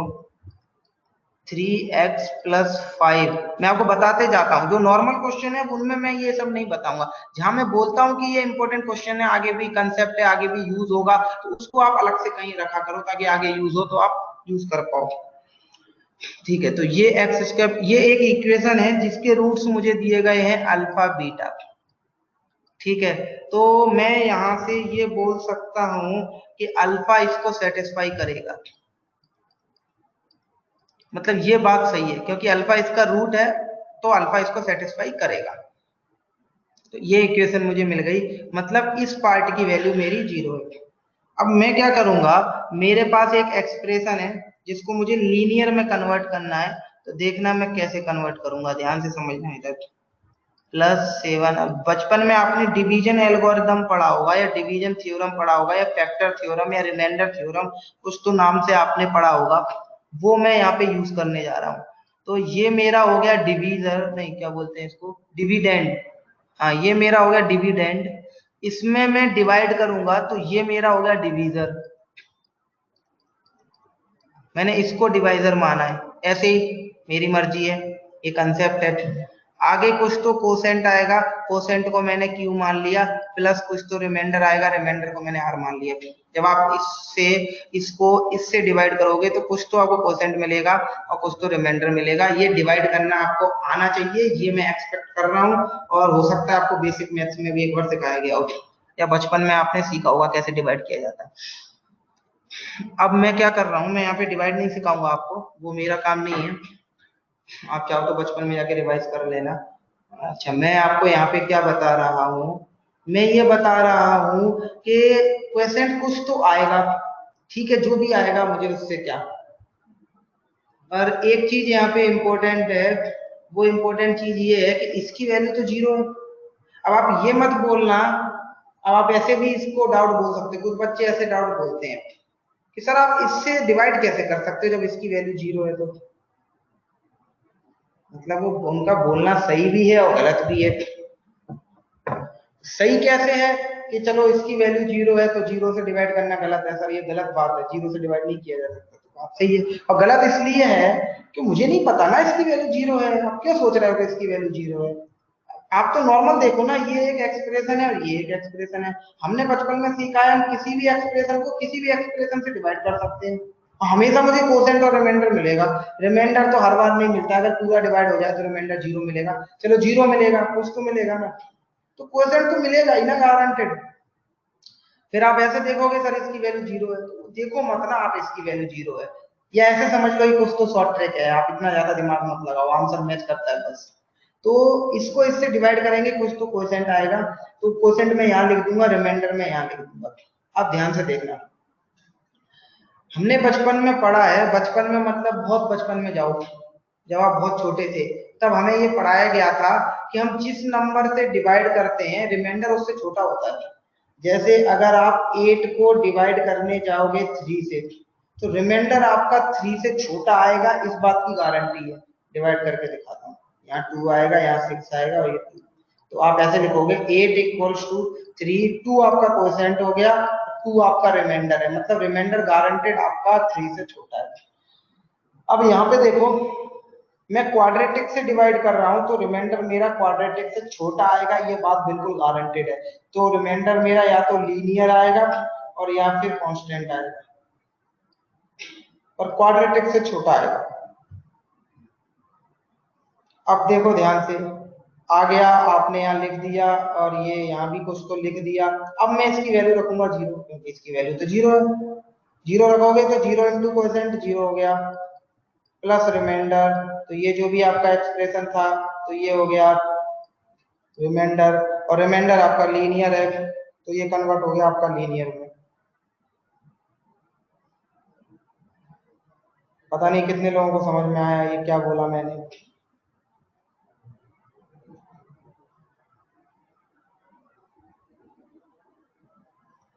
कितने लोगों को समझ में आया। मतलब किसी भी बड़े एक्सप्रेशन को हम छोटे एक्सप्रेशन में कन्वर्ट कर सकते हैं। मैं यहाँ पे ये बता रहा था, ये 4 डिग्री है, मान लो ये 100 डिग्री होता तब भी हम इससे ही डिवाइड करते। हमारा जो रिमाइंडर आता है वो इस बात पे डिपेंड करता है कि हम डिवाइड किस से कर रहे हैं, हम किसको डिवाइड कर रहे हैं उस बात से कुछ भी फर्क नहीं पड़ता। मतलब मैं यहाँ 8 की जगह 100 भी लिख दूं तब भी मेरा रिमाइंडर इस 3 पे डिपेंड करेगा। तो रिमाइंडर मेरा इस पे डिपेंड कर रहा है, क्योंकि इसकी वैल्यू 0 है तो फाइनली आंसर तो मुझे रिमाइंडर ही मिलना है। मतलब मैं अल्टीमेटली बोलना चाहूँ this is equal to remainder, क्यों, क्योंकि मेरा डिवीजर 0 है। तो डिवीजर मैंने ऐसे लिया है जिस बेसिस पे ये मुझे रिमाइंडर चाहिए, तो जानबूझ के मैंने ये क्वाड्रेटिक लिया है ताकि ये लीनियर आ जाए। क्वाड्रेटिक से छोटा भी मैं ले सकता था पर वो मेरे पास ऑप्शन नहीं था, मिनिमम जो ऑप्शन था यहाँ पे मेरे पास क्वाड्रेटिक था, इसलिए मैंने यहाँ क्वाड्रेटिक लिया। डिवाइड करूंगा तो जो रिमाइंडर आएगा वो लीनियर आएगा, बाद में मैं इसकी वैल्यू 0 रख दूंगा तो 0 इंटू समथिंग 0 हो जाएगा, प्लस रिमाइंडर, तो आंसर में रिमाइंडर बचेगा। मतलब इस एक्सप्रेशन की वैल्यू और रिमाइंडर की वैल्यू बिल्कुल सेम आएगी।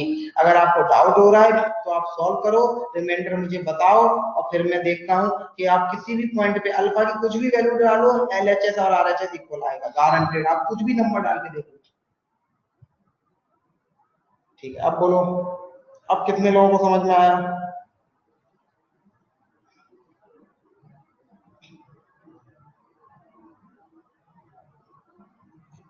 तो डिवाइड कर लोगे क्या आप इसको इससे। मैं ऐसा मान लूं बचपन में आप बहुत इंटेलिजेंट थे, बचपन की चीजें आज भी आती हैं आपको, आप इसको इससे डिवाइड कर लोगे, रिमाइंडर निकाल लोगे।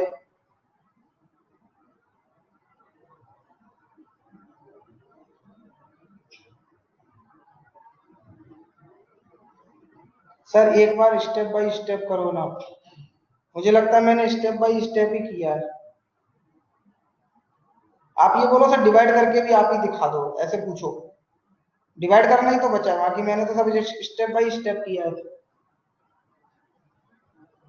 ओके, डिवाइड करके दिखा दूं, ओके वेरी गुड, ठीक है।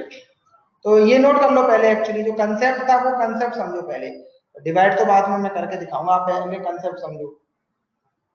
तो ये नोट कर लो पहले ये कंसेप्ट, बाकी फिर मैं डिवाइड करता हूँ। आपको ये भी समझ में आ गया होगा ये जीरो है इसलिए मैंने जानबूझ के इससे डिवाइड किया है, अगर मैं इससे डिवाइड नहीं करता तो मुझे कुछ फायदा नहीं होता।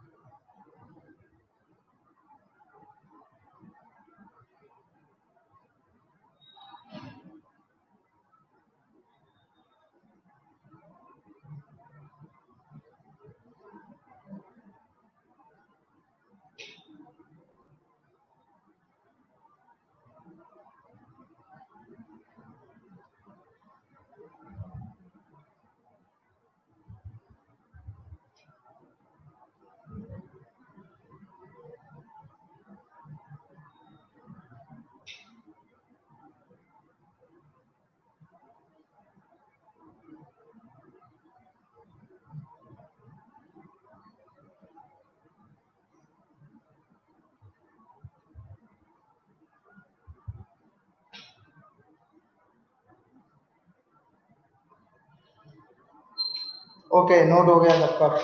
चलो मैं इसको रफ कर रहा हूँ, चलो मैं डिवाइड करके दिखा रहा हूँ। देखो बचपन में जो आप डिवाइड करते थे वो तो मैं नहीं करूंगा, मैं अभी दूसरे स्टाइल से डिवाइड करता हूँ।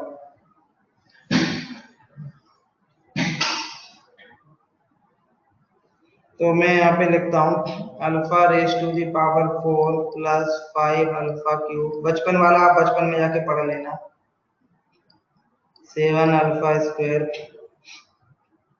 Plus 8 alpha minus 9। इसमें आप डिवाइड करोगे, किससे डिवाइड कर रहे थे आप डिवाइड कर रहे थे alpha square plus 3 alpha plus 5, alpha square plus 3 alpha plus 5। जिनको ये तरीका समझ में नहीं आए वो बचपन में जाना, बचपन में जैसे आप डिवाइड करते थे वो एक बार रिवाइज कर लेना और वैसे आप ट्राई कर लेना। मैं यहाँ पे दूसरा तरीका बता रहा हूँ, तो बचपन वाला तरीका मुझे नहीं अच्छा लगता। यहाँ पे मैं कोएफिशिएंट लिख रहा हूँ प्लस रिमाइंडर यहाँ पे लिखूंगा। अच्छा ध्यान से देखो, क्योंकि मैं क्वाड्रेटिक से डिवाइड कर रहा हूँ तो रिमाइंडर मेरा लीनियर आएगा, लीनियर मतलब सम अल्फा प्लस सम कांस्टेंट। इसका मतलब ये तो ऐड होने वाला है बाद में। अगर मैं बोल रहा हूँ LHS और RHS इक्वल है, तो अगर मैं बोल रहा हूँ कि LHS इक्वल टू RHS है तो वो दिखना भी चाहिए। तो दिखने के लिए यहाँ पे दिख रहा है अल्फा की पावर 4, तो राइट साइड में भी मुझे कहीं ना कहीं से दिखना चाहिए अल्फा की पावर 4। तो यहाँ से तो कहीं से आएगा नहीं अल्फा की पावर 4, यहीं से आ सकता है इन दोनों को मल्टीप्लाई करके अल्फा की पावर 4। तो अल्फा स्क्वायर तो मुझे यहाँ दिख रहा है, अगर मैं यहाँ पे अल्फा स्क्वायर लिख दूँ, मेरी मर्जी है, अगर मैं यहाँ पे अल्फा स्क्वायर लिख दूँ तो इन दोनों को जब मल्टीप्लाई करेंगे तो पहला टर्म ही आ जाएगा अल्फा की पावर 4। चलो ये तो हो गया। अब फिर जब मैंने लिख दिया है तो फिर सारे नंबर एक दूसरे से मल्टीप्लाई होंगे, तो ये भी फिर इससे मल्टीप्लाई होगा, और जब ये इससे मल्टीप्लाई होगा तो 3 अल्फा क्यूब दे देगा। बहुत अच्छी बात है, मेरा तो काम हो गया, 3 अल्फा क्यूब भी मिल गया। मुझे चाहिए था 5 अल्फा क्यूब, तो 3 अल्फा क्यूब तो यहीं से मिल गया मल्टीप्लाई करके। 2 अल्फा क्यूब और चाहिए, तो मैं यहाँ पे 2 अल्फा लिख देता हूँ, ताकि ये वाला नंबर जब इससे मल्टीप्लाई हो तो 2 अल्फा क्यूब मिल जाए। 3 अल्फा क्यूब यहाँ से मिला, 2 अल्फा क्यूब यहाँ से मिला, तो बन गया 5 अल्फा क्यूब। चलो आगे, तो ये वाला इससे मल्टीप्लाई हुआ तो ये भी इससे मल्टीप्लाई होगा, तो ये दे देगा 6 अल्फा स्क्वायर, और ये इससे मल्टीप्लाई होगा तो 5 अल्फा स्क्वायर देगा। तो टोटल मुझे अल्फा स्क्वायर मिल गए 11 अल्फा स्क्वायर, जबकि मुझे चाहिए थे 7 अल्फा स्क्वायर। तो 4 अल्फा स्क्वायर मुझे एक्स्ट्रा मिल गए, तो एक्स्ट्रा को मैंने -4 कर दिया, तो -4 अल्फा स्क्वायर बैलेंस हो गया। अब आगे, तो फिर ये भी तो इससे मल्टीप्लाई होगा, तो मुझे क्या मिलेगा -12 अल्फा, और ये इससे मल्टीप्लाई होगा तो कितना देगा 10 अल्फा।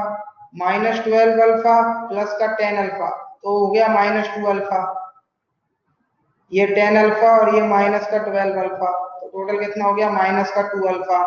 तो ये -2 अल्फा हो गया, मुझे चाहिए 8 अल्फा, तो यहाँ पे मुझे 10 अल्फा लिखना पड़ेगा। 10 अल्फा इस -2 अल्फा के साथ ऐड होके 8 अल्फा दे देगा। चलो आगे, जब ये इससे मल्टीप्लाई होगा तो हो जाएगा मेरे पास -20, तो मैं यहाँ 11 लिख देता हूँ ताकि वो -20 के साथ 11 ऐड होके -9 दे देगा। तो अब अगर आप मल्टीप्लाई करने जाओगे तो मल्टीप्लाई करके देखे तो ये LHS के इक्वल ही आ जाएगा। मुझे लगता है कि बहुत सारे लोगों को ये समझ में नहीं आया होगा, इसीलिए मैं बोल रहा हूँ जिनको ये समझ में नहीं आया हो बचपन में जाओ, डिवाइड करो और आंसर निकाल लो, रिमाइंडर यही आएगा।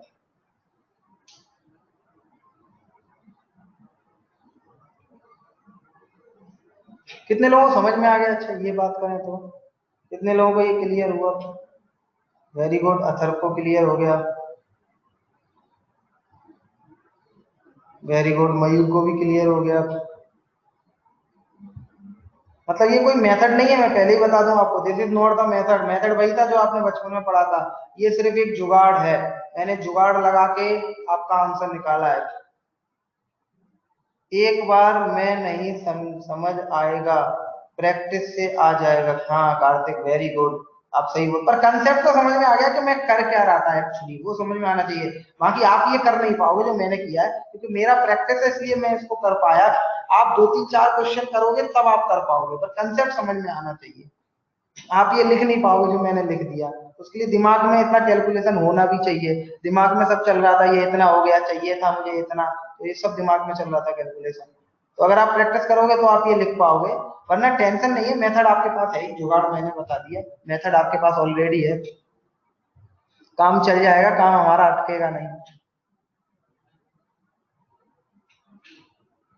अच्छा और एक करके बता देता हूँ, चलो मैं एक क्वेश्चन और करके बता देता हूँ तो आपको शायद और क्लियर हो सकता है। चलो मैं ले लेता हूँ, एक अपने मन से ले लेता हूँ, x⁵ plus 3x³ plus 2x minus 6, इसको मैं डिवाइड कर रहा हूँ। एक बार और ध्यान से समझो, मैं धीरे धीरे बोलूंगा। इसको मैं डिवाइड कर रहा हूँ x² माइनस 2x प्लस 1 से, तो मुझे यहाँ पे कोसेंट लिखना है, ठीक है, प्लस यहाँ पे मुझे रिमाइंडर लिखना है। तो मुझे पता है क्योंकि मैं क्वाड्रेटिक से डिवाइड कर रहा हूं तो रिमाइंडर मेरा आएगा कुछ लीनियर। कंसेप्ट समझ आ गया, पर इतनी एक्यूरेसी अभी नहीं आएगी, आपसे 2 साल में बहुत कुछ सीखना है सर। हाँ वेरी गुड, चलो बहुत अच्छी बात, इसीलिए मैं एक और करके बता रहा हूँ, क्योंकि आप लोगों ने यहाँ बताया सर, कुछ लोगों को एक बार में आ गया और कुछ लोग कोशिश कर रहे हैं, इसलिए मुझे भी इंटरेस्ट आया। तो आप इस तरह से रिप्लाई करते हो और आपका, मुझे लगता है आपको इंटरेस्ट है, तो मुझे भी फिर इंटरेस्ट आ जाता है। तो अब मुझे लग रहा है एक क्वेश्चन मैं और सिखाता हूँ, कुछ लोगों को और क्लियर हो जाएगा इस बार, कुछ लोगों को आधा कच्चा पच्चा हुआ होगा ये एक बार में, और अभी बिल्कुल पक्का हो जाएगा दूसरी बार में। चलो एक बार और ध्यान से समझना, मैं और धीरे धीरे बताऊंगा इसको, कुछ लोग और समझ सकते हैं, तो देखो कोशिश करो। यहाँ पे x² है, मुझे LHS से इक्वल करना है इसको, तो ये पार्ट तो मेरी कोई हेल्प नहीं कर सकता, क्योंकि ये तो लास्ट में सिर्फ ऐड होगा, और वो भी लीनियर वाला टर्म लीनियर वाले से ऐड हो जाएगा, तो वो 5 डिग्री तो मुझे कभी नहीं दे पाएगा, उसको उस पे मैं लास्ट में आऊंगा। मुझे 5 डिग्री बनाना है तो मुझे यहाँ पे x³ लिखना ही पड़ेगा, तो x³ इससे मल्टीप्लाई होके मुझे x⁵ दे देगा, ये तो क्लियर है। पर जब मैंने यहाँ x³ लिखा, तो जब हम मल्टीप्लाई करते हैं तो सारे टर्म के साथ मल्टीप्लाई होते हैं, तो ये वाला इसके साथ होगा तो मुझे x⁵ देगा, फिर ये इसके साथ भी मल्टीप्लाई होगा कहीं ना कहीं, फिर कहीं ना कहीं ये इसके साथ भी मल्टीप्लाई होगा।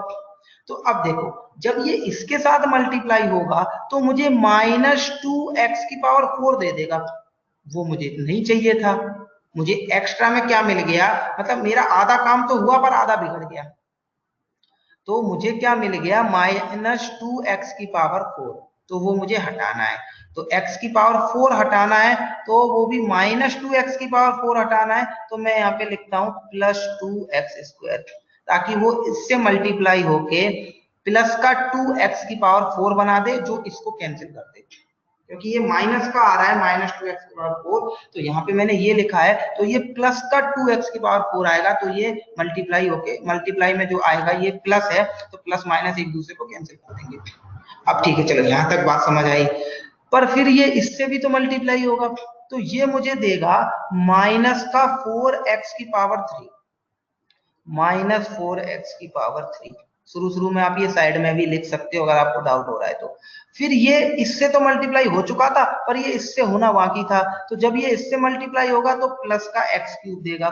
तो फाइनली मेरे पास माइनस 3x क्यूब बच जाएगा, जबकि मुझे चाहिए प्लस का 3x क्यूब। ये तो उल्टा मुझे माइनस में 3 मिल गया और मुझे प्लस 3 तक जाना है, तो मुझे यहाँ पे क्या लिखना पड़ेगा, मुझे यहाँ पे प्लस का 6x लिखना पड़ेगा।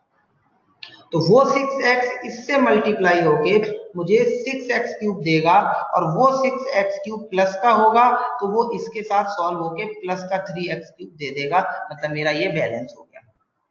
अब आगे आते हैं।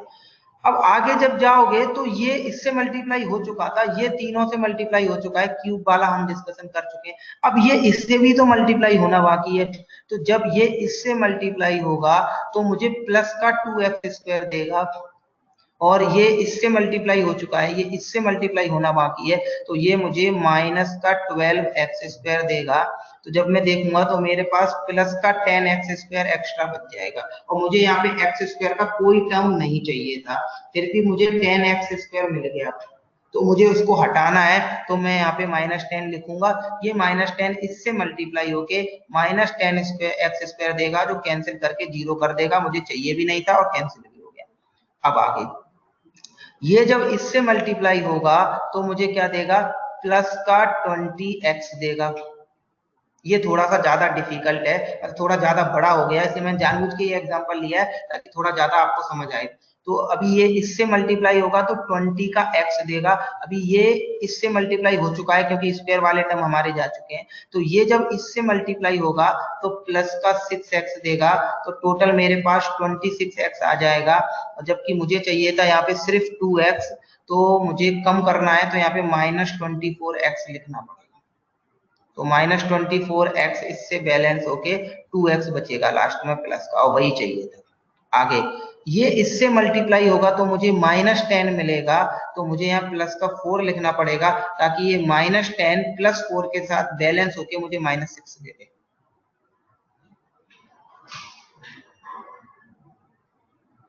अब मुझे लगता है शायद 1-2 लोगों को और समझ में आ गया होगा, बाकी आप और प्रैक्टिस करोगे तो आपका आंसर और समझ में आ जाएगा। आप प्रैक्टिस करते समय क्या करना, दोनों से आंसर निकाल के देखना, अपने बचपन वाले मेथड से, फिर देखना मैच करता है क्या, क्वेश्चन वही आया क्या।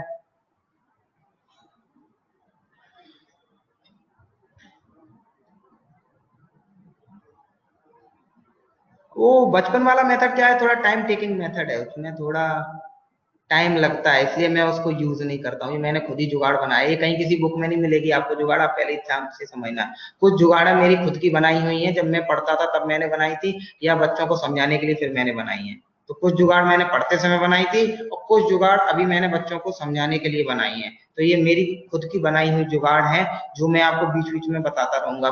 तो ये आपको बुक्स में नहीं मिलेंगी सारी चीजें।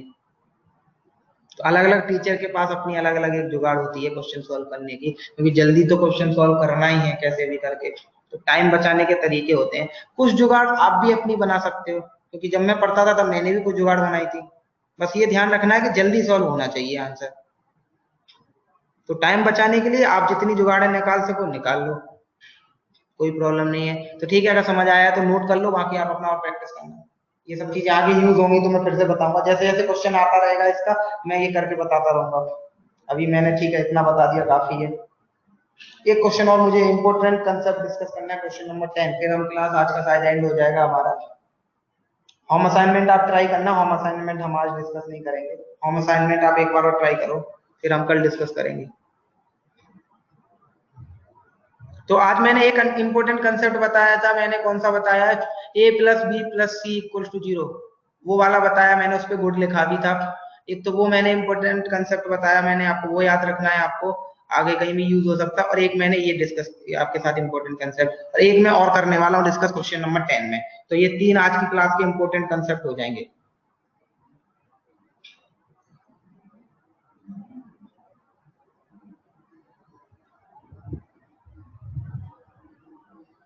दो लाख बच्चे, अभी 2 लाख तक का है क्राइटेरिया, अगर मैं कंफर्म हूं तो 2 लाख स्टूडेंट्स जो मेंस के एग्जाम में जो रैंक आती है उसमें से शुरू के 2 लाख बच्चे वो फॉर्म भर सकते हैं। मेंस का रिजल्ट आने के बाद फॉर्म भरा जाता है एडवांस का, तो सिर्फ 2 लाख बच्चे फॉर्म भर सकते हैं, जिनकी 2 लाख तक रैंक आई है मेंस की, वो भर सकते हैं फॉर्म बस, वही बैठ सकते हैं एग्जाम में। ओके, ये नोट हो जाए तो मुझे बताना। अभी इसमें क्या नोट करोगे आप मुझे पता नहीं, जो कंसेप्ट मैंने समझाया वो तो सब दिमाग में रह गया, या तो सिर्फ लिखा है डायरेक्ट डायरेक्ट, कैसे आया वो सब तो दिमाग में चल रहा था।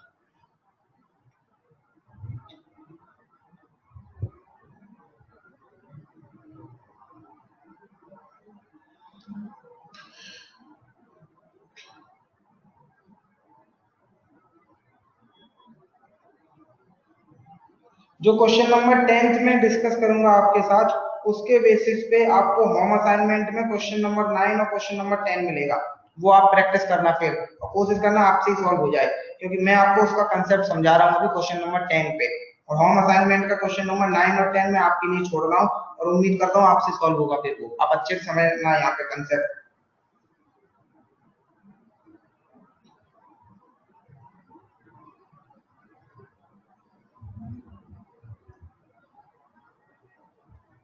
नोट हो जाए तो मुझे बताना।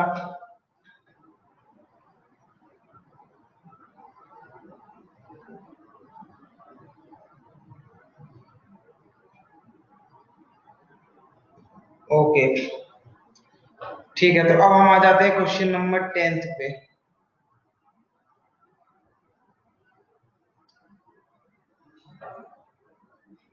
ठीक है, अब इसको ध्यान से समझो, इसके बेसिस पे आपको फिर क्वेश्चन घर पे ट्राई करना है।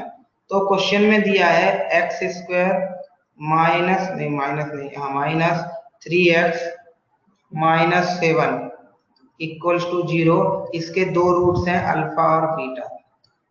तो मैंने आपको पहले भी बताया था कोई भी अल्फा हो सकता है, कोई भी बीटा हो सकता है। मैंने बोला था एक को मैं अल्फा बोलूंगा, एक को मैं बीटा बोलूंगा, आगे मैं भूल जाऊंगा किसको मैंने अल्फा किसको बीटा बोला, पहले डेरिवेशन में मैंने पहले ही आपको ये चीज क्लियर की थी।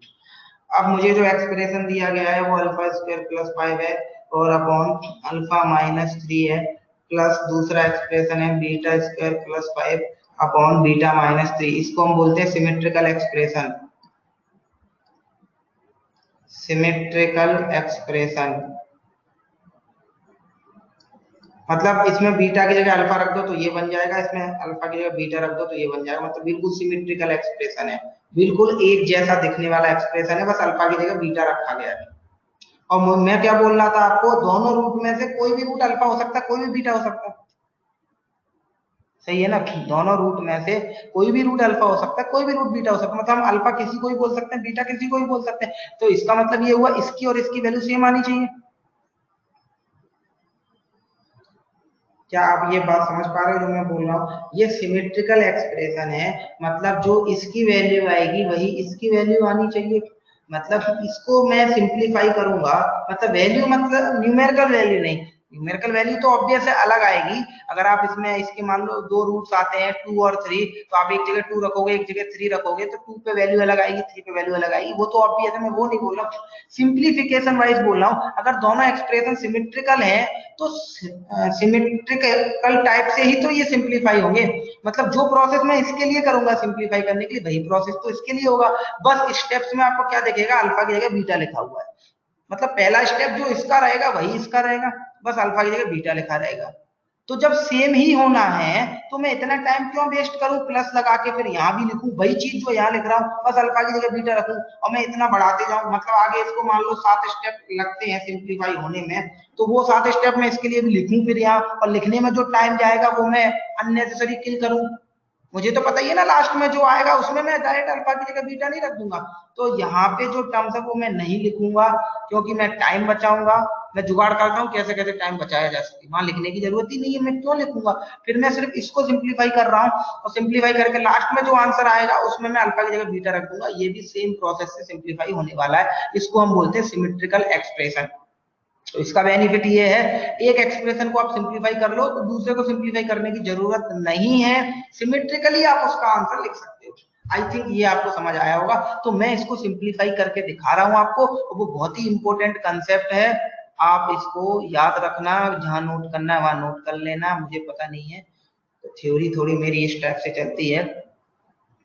चलो, अल्फा इसको सेटिस्फाई करेगा, ये बात बिल्कुल क्लियर है।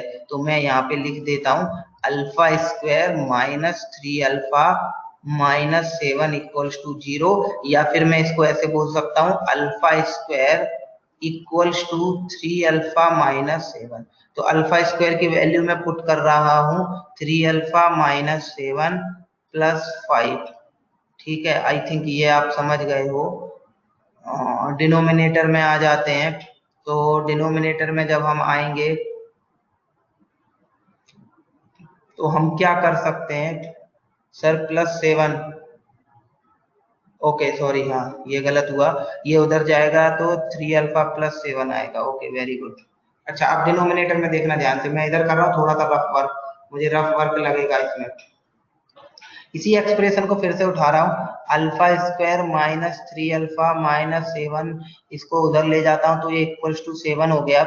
इसमें से मैं अल्फा कॉमन ले रहा हूँ, अल्फा माइनस 3 इक्वल्स टू 7। ये मैं यहाँ से देख के सोच रहा हूँ कि इसको कैसे मैं मोल्ड करूँ, कैसे मैनिपुलेट करूँ कि ये इसकी वैल्यू मिल जाए मुझे। तो अल्फा माइनस 3 की वैल्यू मिल गई मुझे 7/अल्फा। ये अलग अलग क्वेश्चन में अलग अलग हिसाब से आपको दिमाग लगाना पड़ेगा, तो पर कंसेप्ट यही रहेगा कि यहाँ से हम इनकी वैल्यूज लाके इनको सिंप्लीफाई करने की कोशिश कर रहे हैं। तो अल्फा माइनस 3 की जगह मैं रख रहा हूँ 7/अल्फा। अच्छा आगे, तो ये कितना हो जाएगा 3 अल्फा प्लस 12, और ये वाला अल्फा ऊपर जाएगा डिवाइडेड बाय 7। अंदर में मल्टीप्लाई करूं तो मैं यहाँ करके दिखा देता हूँ, अंदर में मल्टीप्लाई करूं तो ये हो जाएगा 3 अल्फा स्क्वायर प्लस 3 अल्फा, हाँ करना ही पड़ेगा, ठीक है, प्लस 12 अल्फा डिवाइडेड बाय 7। तो फिर से अल्फा स्क्वायर की वैल्यू है 3 अल्फा प्लस 7, मैं यहाँ पे रख रहा हूँ 3 into 3 alpha plus 7 plus 12 alpha divided by 7 equals to, अंदर मल्टीप्लाई करेंगे तो ये आएगा 9 alpha plus 3 into 7 21 plus 12 alpha upon 7। अब ऐड करोगे तो ये कितना हो जाएगा, ये हो जाएगा आई थिंक 21 अल्फा प्लस 21, 7 से कैंसिल करोगे तो कितना बचेगा, 3 बचेगा, तो 3 अल्फा प्लस 3। ओके, आई थिंक ये आप समझ गए होगे। तो ये मैंने सिंप्लीफाई किया है। तो दूसरा वाला सेम लॉजिक से कितना आ जाएगा, यहाँ पे लिख रहा हूं मैं 3 अल्फा प्लस 3, तो प्लस दूसरा वाला ये भी सेम लॉजिक से सिंप्लीफाई होगा, तो ये आ जाएगा 3 बीटा प्लस 3। तो ऐड करोगे तो ये हो जाएगा, 3 मैं कॉमन ले रहा हूं तो ये हो गया अल्फा प्लस बीटा प्लस 6। ये वाला 3 और ये वाला 3 ऐड होके हो गया 6। इन दोनों में से मैंने 3 कॉमन लिया तो 3 alpha plus beta. Alpha plus beta मैं यहाँ से बता सकता हूँ, सम ऑफ रूट्स पूछा जा रहा है तो वो 3 होगा। तो 3 इंटू 3 हो जाएगा 9, 9 प्लस 6 हो जाएगा आपका आंसर 15। बाकी एक्सप्रेशन आप अपने आप सिंप्लीफाई करना और आंसर इसको नोट कर लो। फिर हम अब आज की क्लास एंड करने वाले हैं। होम असाइनमेंट 4 हम कल डिस्कस करेंगे।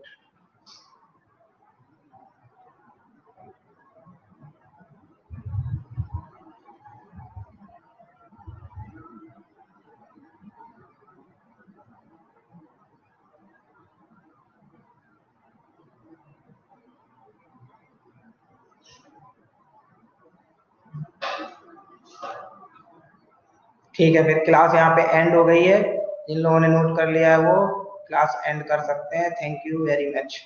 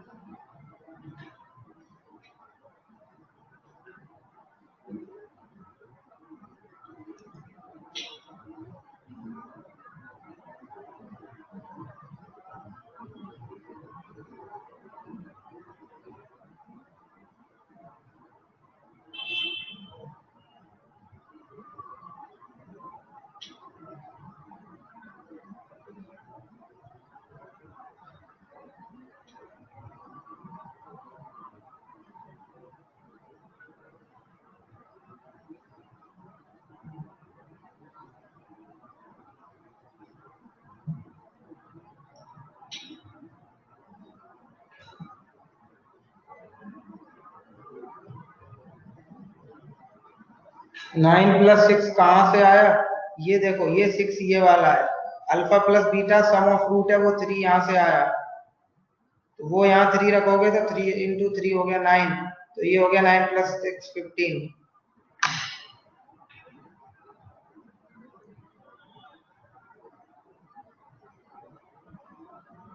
क्लियर हुआ कार्तिक?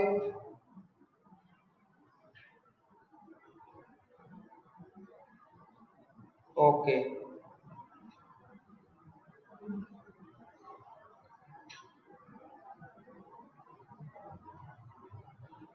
ओके, फिर हम फिर क्लास को एंड कर देते हैं।